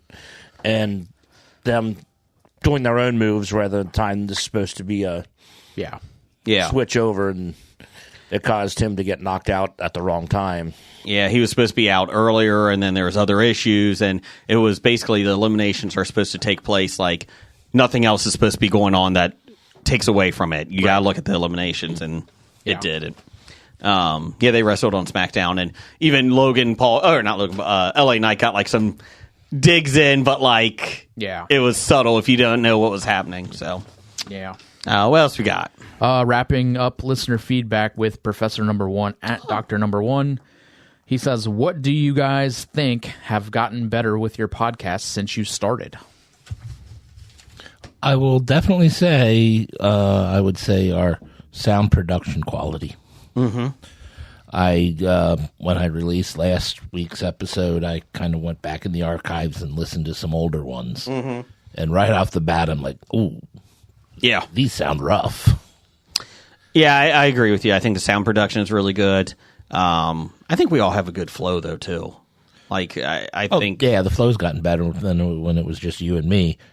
Well, yeah, and I mean, even when we had Blake and that, I think it's just everybody knows each other's strengths, and, you know, we kind of know where we're each going in that. And we can read each other's cues, social cues in the studio where we can pick it up. And and we know exactly when to interrupt Brian when he tries to talk. Hey. Damn it. No, I agree with you on the sound, though. I think the sounds are really good. For me, I'll personally say the comfort of my chair has significantly improved since I've been here. The snacks have significantly improved. Your title? My title has significantly changed my life. You can barely go outside now without people coming up to you. Yeah. My wife, on the other hand, nobody really knows her number, knows how to get a hold of her from the podcast. I can. Yeah, you can. And I'm sure Jeff can if he needed to. I would have to get a hold of Jim to get it. 'Cause Yeah, well, yeah. it's not on our. So what I'm saying is, if there were hypothetically a list of people that you would contact from the podcast or who's involved with the podcast at some point, her number wouldn't be on that list, even though she is affiliated with us in a degree. I don't know if he's taking a stab at anybody there, but Oh no, I'm just saying. I think what we've gotten better is our promotion. Yeah. That now we have the Cincinnati Comic Expo and the Super Cincy Expo stuff that we can go and do and kind of interact with people that way. I think is that makes it a ton of fun. Yeah, I mean, 11 years ago, would we have even thought that we would be talking to, Katie Cassidy, Some of the biggest celebrities. Richard Dreyfuss, Peter Weller? Yeah, would I be told to sit down by Peter Weller? We Maybe. really didn't get to. Maybe. I probably talked to Peter Weller more than Jim ever got to. Brandon Routh, Hey, I answered one of his questions, and he was proud of me on that moment. That's true. Ross Marquand. Yeah, you became great friends with Ross Marquand. I did. I really like Ming Now Win. Sam Jones. You got a hug from 2 Jim? hugs from Ming Now Win. Sam Jones said hi to Brian like 37 times. Yeah. Hey, guy. I'm trying to think who else. Did you even see his movie? Flash Gordon? Yes. Yeah. Flash. It's one of Jason's favorite movies of all time. Of the universe. But Sam Jones was the nicest, one of the nicest guys I've ever met. I hope he comes back specifically because I bought the Flash Gordon soundtrack on vinyl. I want him to sign it. I mean, it is it's amazing. Like, we have been able to do that. Like, just to see the stories that we have from that, and just some of that stuff is. Yes, we're doing this here. Remember that time we went on vacation and we were going to have a movie night the one night? Uh-huh. We brought down Flash Gordon to watch, and by the end of the movie, I was the only one left in the room. I lasted a long time. You were the second last to and then leave. I was like, I can't. Yeah, I mean, that was a good one. I mean, yeah. Now, granted, Jim left because he went to go cook dinner in the pitch black night and serve Jason raw chicken. I tried, folks. I really did. To kill me? I mean, I tried to cook the chicken. Oh, okay. So going back to Vampit, their question, I would say, Jim should have definitely gotten Jason to eat the raw chicken. And how would that have affected the future? Well, we would probably You guys all fucking do outlines, okay? We would probably be in a different basement. My wife probably would let you still come down here. Were we doing the podcast then? Or? Oh, yeah. I don't think I was. No, you weren't, but I thought that was pre-podcast. But it is funny, not to go down this road, but 11 years ago when Jeff and I did it, we're like, okay, we just need 50 people to listen, and then it's worthwhile. And then it's kind of exploding, and with the expo and interviewing Christopher Lloyd and all that, it's really cool just to see how far we've gotten with everything. It's amazing that people are willing just to listen to us sit in Jason's basement and make fun of each other. Mm-hmm. Yeah. I mean, I really appreciate everybody listens to us. Yeah, for sure. It allows us to come back and do it because we have a ton of fun. Yeah. And from people all over the world. We're big in Guam. Guam likes us. Switzerland, number 5 pop culture podcast. What were we this past week in DC Pod? We were the DC number Pods? 1 rated podcast on Good Pods. Independent podcast for DC Comics. DC. Yep. For DC. Mm-hmm. Not it's DC, not even comics, just DC in general, movies. Talk. Yeah. So go see Superman. Yeah. There's your DC talk.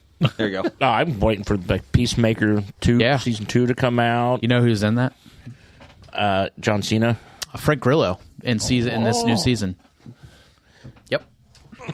He's jumped ship to DC? Yeah. Ooh. Playing both sides now. I'm taking the high road. No, you're not. Yes, I am. Yeah, he did a voice in Creature Commandos too. He did. Yep. Well, we have somebody else who we talk about bad stuff about Marvel coming up in listener feedback. What else we got here from Recast? We got a recast from the Pop Culture Cafe. They would like us to recast Three's Company with your favorite group of cartoon characters, either from a complete cast of one show or with different from other shows. So who's going to be the landlord? Is it going to be the it's got to be the Ropers? Ropers because Mr. Furley sucked. Okay. And then we're going to have Janet, Jack, Janet, Chrissy, the Ropers, and Larry. Yeah. I would say the landlord is one of them is the nanny from Muppet Babies. You don't see her face, but sure. That's okay. Or And then the other one is any adult from the Peanuts. Wah, wah, wah. I like it. Make it. There you go. Oh, Stanley. Wah, wah, wah, wah, wah, wah. I like it. I would have to say Chrissy is Bubbles from the Powerpuff Girls. Okay. I was going to say Janice from the Muppets, but that's too much Muppets, so I'm with you on that. Okay. Well, it says cartoon. and she's a puppet. Oh, that's right. Sorry. Who's Jack Tripper? John Ritter. Jack Tripper, kind of a... Well, he's a chef by profession, so SpongeBob SquarePants? Yes. I like it. I was going to do more that he's clumsy and... Like SpongeBob? You can go SpongeBob. Does that make Larry Patrick? Oh, I like that. But he's not so womanizing as that Larry. Oh, yeah, Larry. As Patrick? Very, Patrick is a womanizer. Hey, guys. Hi, girls. Then Janet? Janet was... Joyce DeWitt. Yeah, dark hair. Where she's kind of like... You see her like, oh, she's not like the blonde one. She's not... But... She's actually kind of a smoke show in real life. She played a florist. Ooh, Janet's the tough one. Where she's sneaky hot. Velma. Oh. I like that. I do like Velma for that one. Yeah. Good call, Jason. Not just a hat rack. For Cindy. Oh, wow. We're really going all out? Well, sorry. I thought you said Cindy, right? No. We said... Cindy replaced Chrissy for like a half a season. Okay, so we're not... Who we're doing? Janet? And then Terry replaced Cindy when they... We're doing the three original roommates. Okay, sorry. Jack, Janet, Chrissy, The Ropers, Mr. and Mrs. Roper, and then Larry. Okay, so Larry's the last one, right? Or are we doing Patrick? Patrick, but... I think we should get somebody who fits Larry, not just because he was Patrick SpongeBob. So you're looking at a womanizer, right? Yeah, so you're probably looking at... Johnny Bravo. That's... The Pink Panther. Pink Panther would probably be... I kind of like Pink Panther. It's better. Pepe Le Pew. Oh. I think Pepe Le Pew's it. He's canceled. Oh, yeah, because he's Larry. Yeah. Pepe Le Pew. And he is kind of stinky. Yeah. Okay. So Jack is SpongeBob. I like that pick. You guys are giving me Chrissy as Bubbles. Yep, that's fine. Janet is Velma. Larry is Pepe Le Pew. I like that. I still think we can find better Ropers, though. Yeah, but I like the nanny. But all you see is her hands. Gargamel. Gargamel. Stanley Roper is Gargamel. I do like that. I like that one. Put that one down. Trying to think what else. Ellen Roper. Somebody who doesn't get satisfaction from her Wilma. Yeah, because Barney's probably a jackhammer. So yeah, I would go Wilma. I can live with Wilma. Okay. Change approved. Yeah. Yep. All right. We haven't even hit. What's our favorite news of the geek? Are you ready for News Sure. of the Geek? Sure. You want me to speed read through these? Yeah, I got it. It's time for a brand new installment of the News of the Geek. We're only doing the first one. Per nerdly.com, that's not correct. I am shocked that you put this in here. It is not nerdly.com. It's Nerdly dot- Nerdist. Oh, Nerdist. Nerdist. Oh, I thought it was going to be nerdly.co.uk. You know what? Fuck it. It's from nerdly.uk. Fuck it. Rejoice, critters. Although Season 3 of The Legend of Vox Machina Machina. has now concluded, fans of the series don't have to say goodbye just yet. It says rhyme. It says rhyme, but it is Prime. Prime Video has renewed The Legend of Vox Machina for Season 4. Cue music rejoicing through the kingdom. Yay. While the Critical Role based series has been a true hit among fans these days, nothing is certain in the TV landscape. Let's see. It actually happened before Season 3 has even concluded. To celebrate the Season 4 renewal, Prime Video brought the cast of The Legend of Vox Machina to reveal the good word in a charmingly adorable video. Oh, shit. Oh, do it. Talia-san Jaffe. who plays Percy, Marisha Ray, who plays Keyleth, Laura Bailey, who plays Vex, and Sam Riegel, who plays Scanlan, and serves as executive producer, were all overjoyed to proclaim the series would return. Quote, the gang will be back for more epic adventures. Let's see. On the Prime Video end, Melissa Wolf, head of animation at Amazon MGM Studios, shares, quote, the fantastic team at Critical Role and Titmouse continues to deliver captivating seasons of The Legend of Vox Machina. Whatever. And we're excited for more to come. Our global Prime Video audience has embraced this series from beginning, and the fans, along with us, remain passionate about the characters. I put this in just for you two. Yeah. Critical Role has been a huge success over the past now 3 seasons that they've run their. They're celebrating their 10th year anniversary. Mm-hmm. So we're 1 year older than Critical Role. Oh. We have almost had as meteoric rise as they have. Almost. I did want to tell you guys on air as a surprise, Prime Video actually did make us animated series. They're going to make us into an animated series. Sweet. So, Worst show ever. literally, we're just going to be sitting around a podcast studio. That's it. Breaks out into a wrestling match here and there. Oh, yeah. We'll have a little wrestling. Blake's played by a robot. Bender. Yep. I was going to say fresh cut grass. Brian is going to be drawn as Rocky Balboa, so that's good. I don't get it either. I wouldn't say Rocky Balboa. Is he wearing a big the buff boxer? Okay. Is he wearing the red, white, and blue? Of course. The Apollo Creed trunks. Yeah. Yeah. Yeah. I do love it here in America. Yeah. Hey. Jeff is drawn as a squiggly hand-drawn doodle. Okay. No, I was going to say you were more drawn like a manatee. Wow. It's his favorite animal. It is my spirit animal. I was going to say like a donut, but okay. How is that a bigger insult and not a bigger insult than manatee? Well, you have arms and legs, and you have like a circle in the middle and cut out. Wow. Hey, guys, I'm Jeff. What if it's a manatee eating a donut? There you go. Change approved. Well, I thought he'd be eating Oreos. I think that would be much better. I'll eat a donut. Okay. Jim.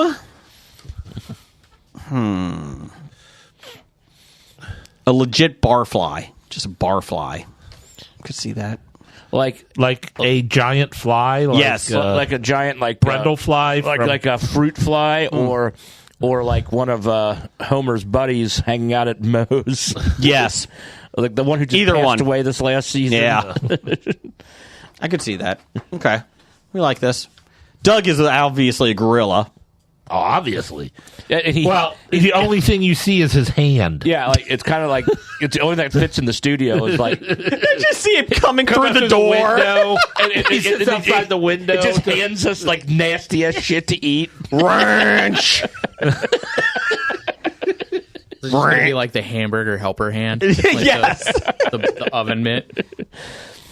Oh, He grabs the tiny microphone and just crushes it. I can't talk. who would we have Jason as then? Uh-oh. I don't know if I like this. Let me think. The Hamburglar. No, he would be like a typical looking Disney character. I was thinking more like a Statler or Waldorf type. I was going to say Beaker. That's what it sounds like in my headphones most days. I'm building a fucking bridge to you here. I'm going to burn it down. Obviously. Like 471. No. I'm burning it All down. I'm saying is I didn't make a Frank Grillo joke. Now as Good for you. funny as that would be a terrible sitcom to watch, or a cartoon to Yes. watch if all Jason did was go meep, meep, meep, meep, meep, meep, meep. I mean, you wouldn't even get to hear him say, "Some people just want to watch the world burn," because it just sounded watch the world like, so maybe Anyways. it would work. I mean, He's a Mockingjay. Jeff, We'll just get Frank Caliendo to play him. change approved. I think we can go with Ross Marquand. ooh, I like it.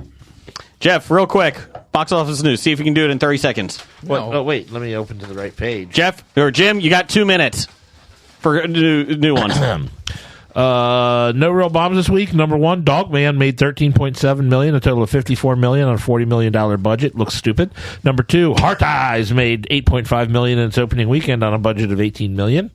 Number three, Love Hurts made $5.6 million on its opening weekend on a budget of $18 million. Everyone should go see that because Hugh Kwan, or however you pronounce his name, is Q. Not good ratings. Go ahead. I don't care. It looks Q. It does. And he is Q. It does. Number four, Mufasa, the Lion King, made another $3.9 million, a total of $234 million on a budget of $200 million.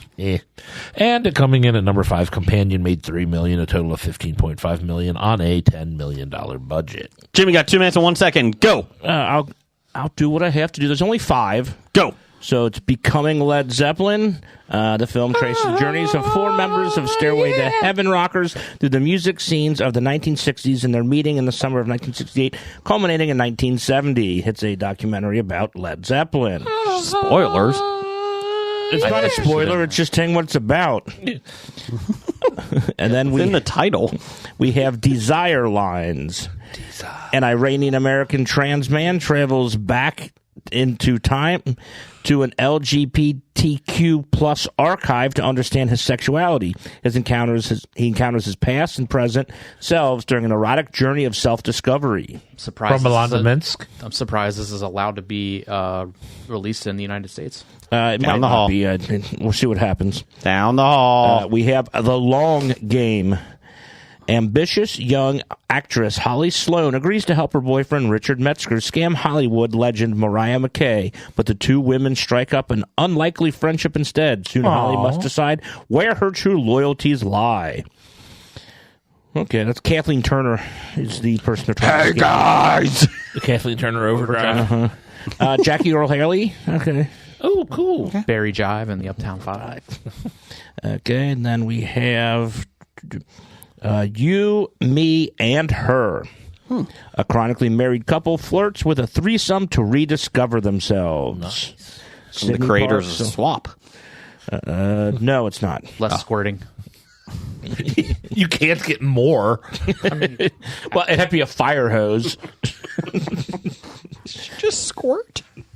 And the last one coming out is a small released film called Captain America Brave New World, where Sam Wilson, the new Captain America, finds himself in the middle of an international incident and must discover the motive behind a nefarious global plan. I was shocked that I brought that up, Jason, and go, ugh. Oh, fucking 2 minutes exactly, Jim. See, I did it. Harrison Ford's like 1,000 years old. You know what would make Captain America new movie better? Crossbones. Frank Grillo. I can't go. I don't want to go to that. I'm just going to. I don't want to be a superhero forever. Hey, DC, He hit wasn't me a up. superhero. He was a villain. I don't want to be in a comic book movie anymore. And his part ended. Hey, DC, hit me up. He was killed. Frankie Grillo. Didn't they blow him up? I think they did. You never saw a body. What happened to that bridge? I burned it. Threw gasoline on it. Burned it. Met you halfway, and then you didn't want to go, so I just burned the rest of it. Yeah, if the bridge only covers half the river, it's Yeah. worthless anyway. Yeah. Top 5 this week. What's top 5? Top 5 most toxic fictional character or couples. Jim, go ahead. Number 5. Let me pull my list up. So That's what she said. I will go with. Here they are. Which one do I want to go with? Number 5. I'll go Harley Quinn and the Joker. Ooh, that's a good one. That seems normal. I mean, they probably aren't good for each other. Probably. Or probably not good for anybody else. So Might be an understatement there. Brian. My number 5, I'm going to go with Frank and Claire Underwood from House of Cards. Oh, yeah.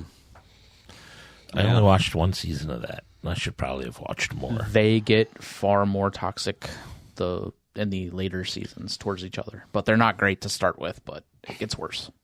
Number 5 for you, Joe? Number 5, I figured we were going to be talking about it, so I'll put it on my list. Ross and Rachel from Friends. It's my number 3. I was thinking about putting Ross and anybody he dated on that show. That was a toxic. They should have never gotten together at the end. No, it was okay. They did the thing, but they were written in such a way that was a terrible idea. Number 5 for me is Belle and the Beast. You can also tie that with Anastasia Steele and Christian Grey from 50 Shades of Grey. Both of them are basically keeping the people captive. Obviously, Anastasia had a little bit more freedom, but any relationship that starts from that, probably not great. Stockholm Syndrome is not a basis of a romantic relationship. That's true. Number 4 for me is Piper and Alex from Orange is the New Black. Yeah, they are horrible. That was not a good relationship. I didn't watch that, so I don't know how. Well, and then Piper and, her husband. Jason Biggs. Yeah, that was not a good one either. No. Oh, that's what I thought you were referring to. No. No, Alex is Laura Prepon. Mm-hmm. Oh, okay. Jeff, number 4? Number 4 for me, I have Jay Gatsby and Daisy Buchanan from the book The Great Gatsby. Oh, okay. Yeah. Very, very toxic. Terrible, terrible couple. Brian? My number 4, I am going to go with Marty and Wendy Bird from Ozark. That's a good one. Yeah, they are horrible. Do they really love each other, though? Number 4 for you? I'm going to go with Ted Mosby and everyone he dates. Some Ross thing there? Yes. Even Blah Blah? Even Blah Blah, yeah. Even Strawberry? He's the worst. Even Strawberry. There's a great website out there about him. It's called fucktedmosby.com. Big fan of that. Next. Well, I like his movies, though. Ted Mosby. Next, I hobied this one. For number 3, okay. Number 3, I hobied it. It is every couple in this show, Grey's Anatomy. No matter who gets together, they're all toxic. That hospital is toxic. It probably should have burnt down and killed off everybody instead of just 95% of them. They have a very high mortality rate. Oh, they do. I mean, the only place that's a higher mortality rate is a police officer in Gotham. Okay. That's actually one of the signs at Grey's hospital. The hospital is like, hey, at least we're not Gotham. I did have, as an honorable mention, Derek Shepherd and Meredith Grey. Number 3. Because he was McDreamy, and that was nothing but not a dreamy It wasn't very dreamy. It's like, oh, they should get together. They should get together and like, oh, man, this is not good. But anybody that Izzy was with, Katherine Hagel. In real life, too. Yeah, that was ungood. Number 3, Brian?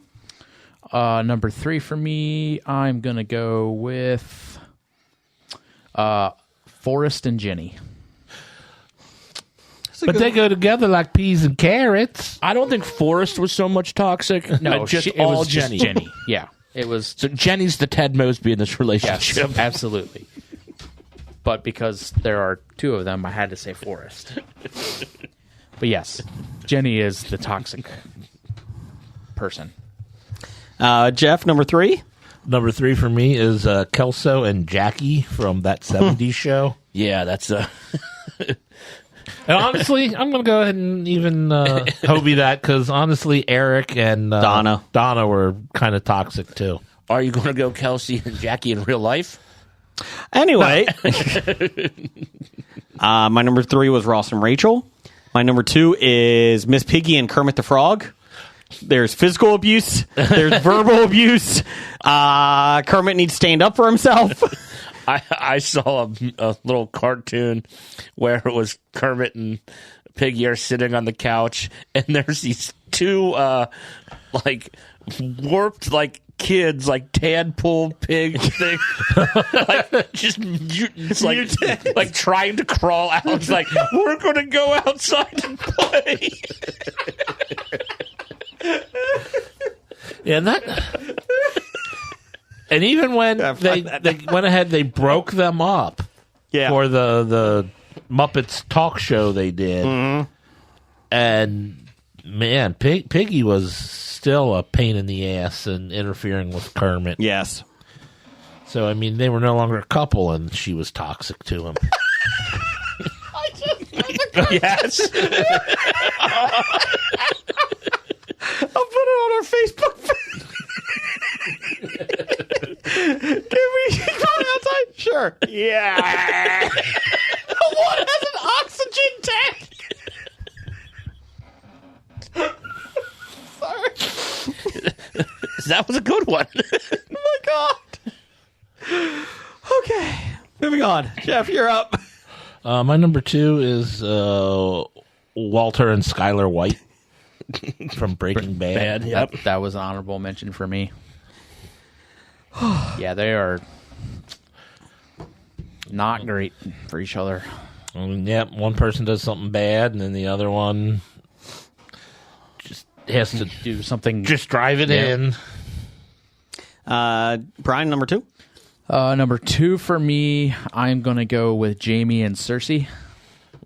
Yep, brother and sister's kind of problematic. Little toxic. A little toxic. You know, I was going to put that on my list and forgot when I wrote my list, so good pick. Thank you. Jim, number 2. My number 2. I'm going to go with one of my first toxic couples of aren't they going to get together? I'm going to go David and Addie from Moonlighting. Okay. Or Maddie. Is it Maddie? Maddie. Mm-hmm. David Madison and Maddie. Hayes. Yeah, from Moonlighting. Oh, that was... and when they got together, the show was pretty much... They should have never gotten together. Yep. Number 1 for you, Jim? Number 1, I'm going to go with Sam Malone and either Diane Chambers or Rebecca Howe. Yeah.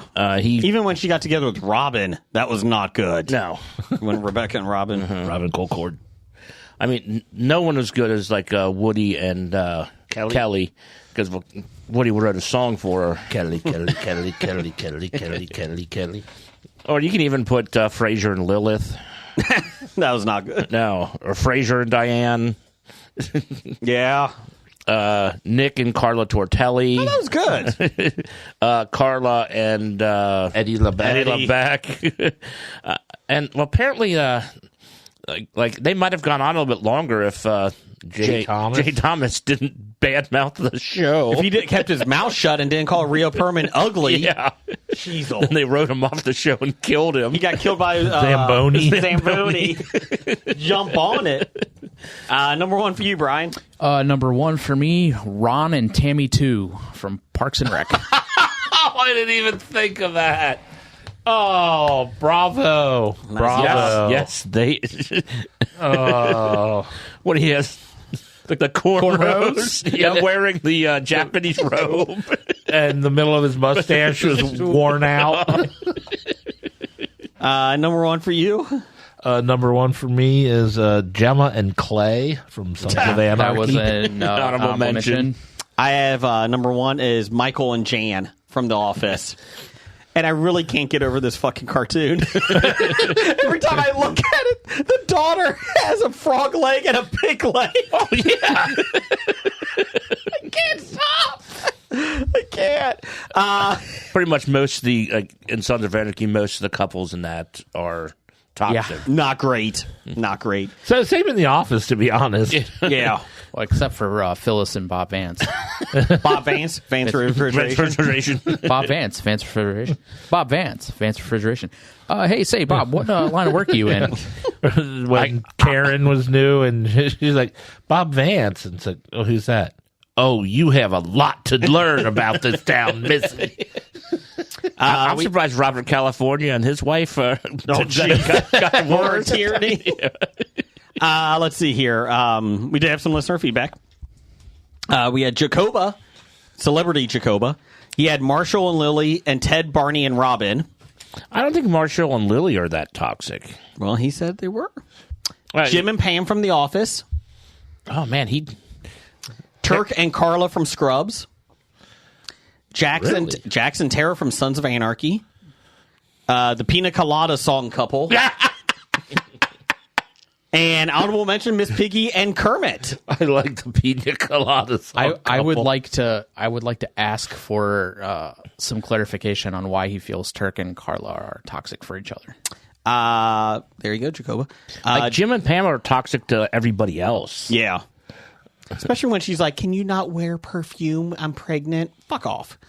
Let's see here. Doug B. Well, that perfume was really, really bad. Doug A. Pants had Jim and Peter Weller. It's fictional, Doug. Jason and Katie Cassidy. Jeff and John Barrowman's thumb drive. Jason and Jim. And Jason and Brian. Wow. That's a terrible list. I feel like, If we had a top 5 list of terrible lists, that would be my number one. Wow. Wow. Do you got Facebook over there? I do. Go ahead. We've got Steve from Everything I Learned from Movies. Everything I learned from movies. Number 5, any Romeo and Juliet. Number 4, Tom Hanks and Meg Ryan and You've Got Mail. You got mail. Number 3, Peter Pan and Wendy or Tinkerbell. Number 2, 50 Shades of Grey / Twilight. And number 1, Joker and Harley Quinn. Peter Pan and Wendy, that's you're a little girl, and I'm like 800 years old. But he's still a child. Just because he lived 800 years doesn't mean he has the mental capacity of a child. How many Wendy's are out there, though? Don't worry about it. What else you got? From Brian Auer. He can go fuck himself. Number 5, Jason and the Mic. Toxic. I have a microphone, and you will listen to every damn thing I say. Number 4, Scott Summers and Jean Grey. Stop it. It is true. Yeah, but I mean, you could go Scott Summers and Madeline Pryor. It's not much better. Jean Grey's clone. Yes. Number 3, Matt Murdock and Electra. Yeah. But they did get on seesaws.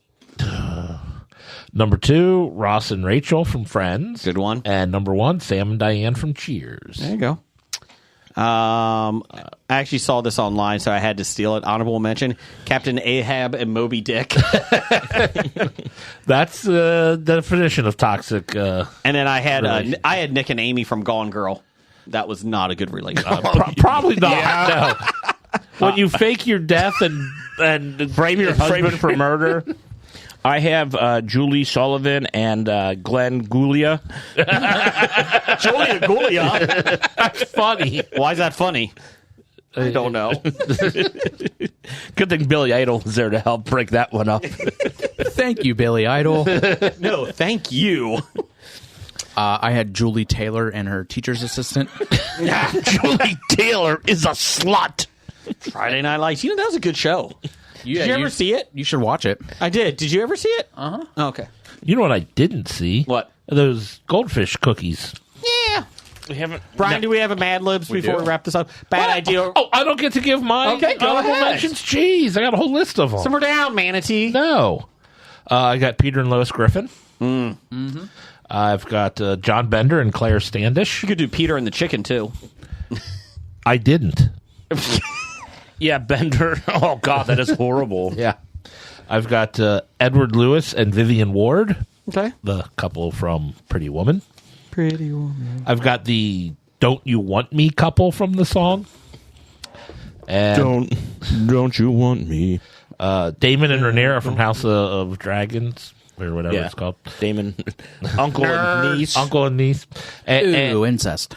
And I've got Bill and Barb and Nicolette and Margene Hendrickson from Big Love. So we can all agree incest is probably not the best thing on here for couples. No. That's usually the start to a toxic relationship. Gotcha. I have one, my honorable mention. It's actually just in the first season of the show. We'll see how it goes. It's Tommy Norris and Angela Norris from Landman. Oh, yeah. That we'll see how that goes because it's a mess. Yeah. Brian. I don't know. His son's relationship might be even worse. Yeah, it's just weird. Like That's weird. Like her husband is dead less than like a month. Mm-hmm. Yeah, that's. What we got? All right. We're doing The Office again. Oh, Office Mad Libs. Bum, bum, Bob Vance Refrigeration. Vance. Bad Bob idea. Was 1812. Blake's chair. Go ahead. Jeff, can I have a plural animal? Ooh, koalas. You see how much time we saved by doing the bad idea first? Jason, give me an exclamation. Zoinks. Jim, give me a verb. I will go drink. Fuck it. Jeff, give me a noun. Noun.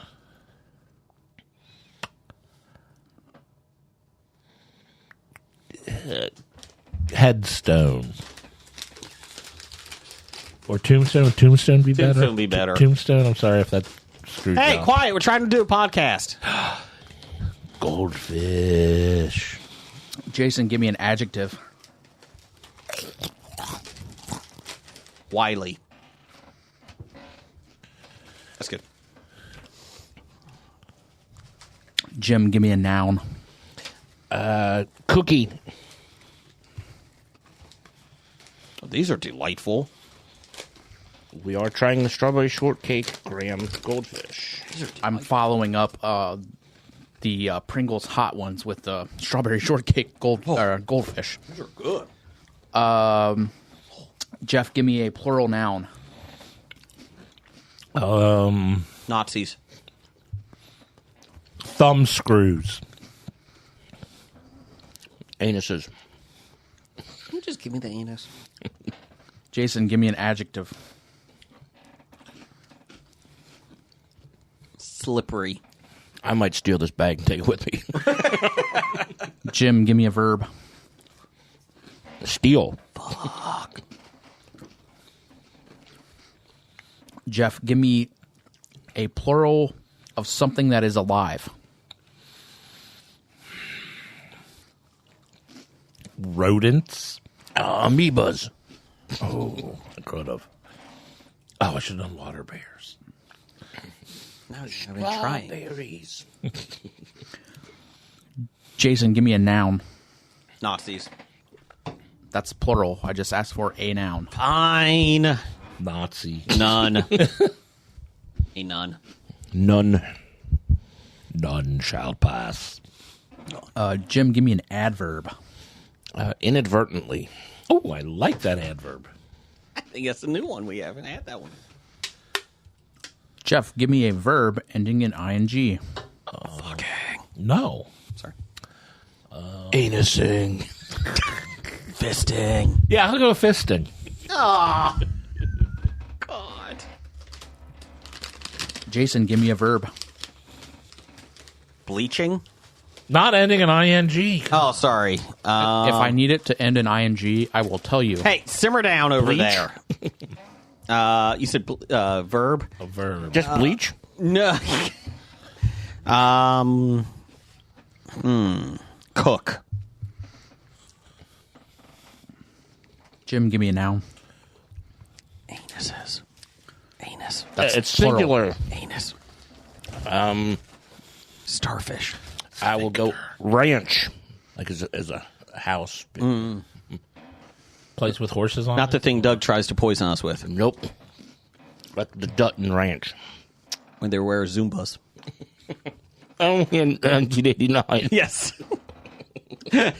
Jeff, give me an adjective.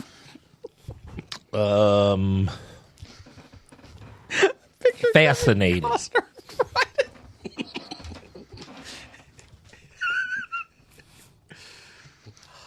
Jason, give me an adjective.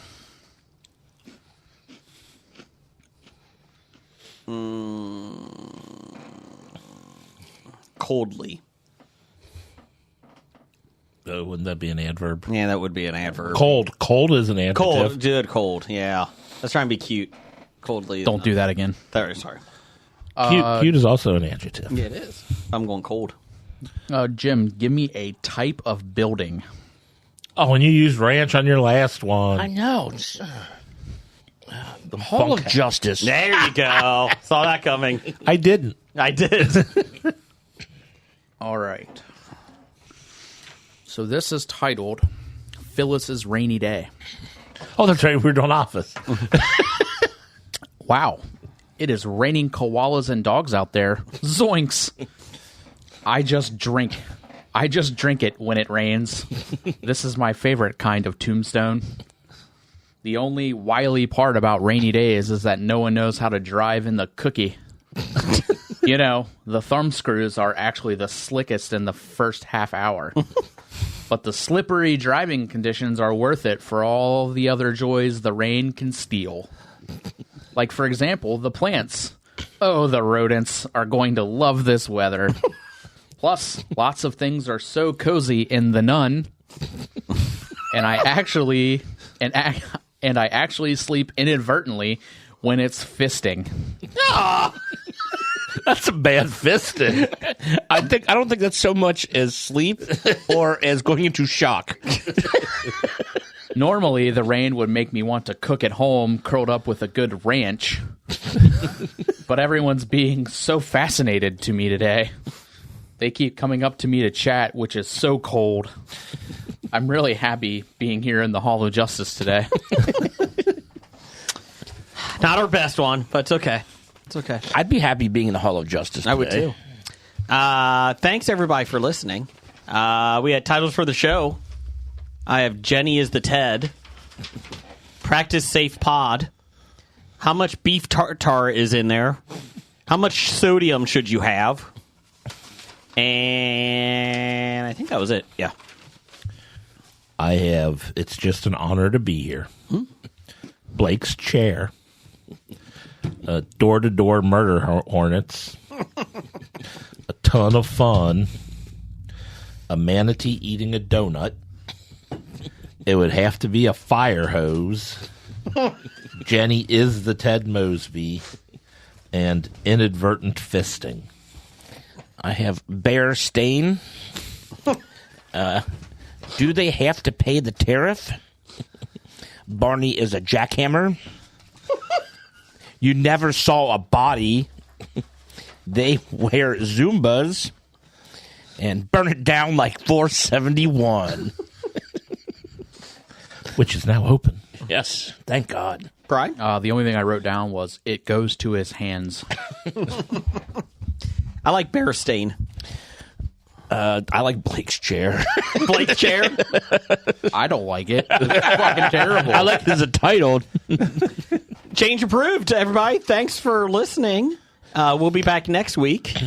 And stay safe out there. Give us a review on any of our Apple podcast, on Amazon podcast. We'd love to hear who we're better than. Yeah. Yes, please. Tell us who we are better than. Culture Babble. Send us questions and comments at our History of Bad Ideas Facebook page and at Bad Ideas on Twitter. So send us some good questions. Go buy tickets to the Super Cincy Expo. May 16th through the 18th. And Roger says goodbye. Goodbye. Bye. From Walking Dead to Talking Heads, from comic books to TV sets, there's a history, not so bad, there's the history. It's the history of bad, so bad, the history of bad, it's bad, history of bad ideas podcast. You are listening to a Hobie.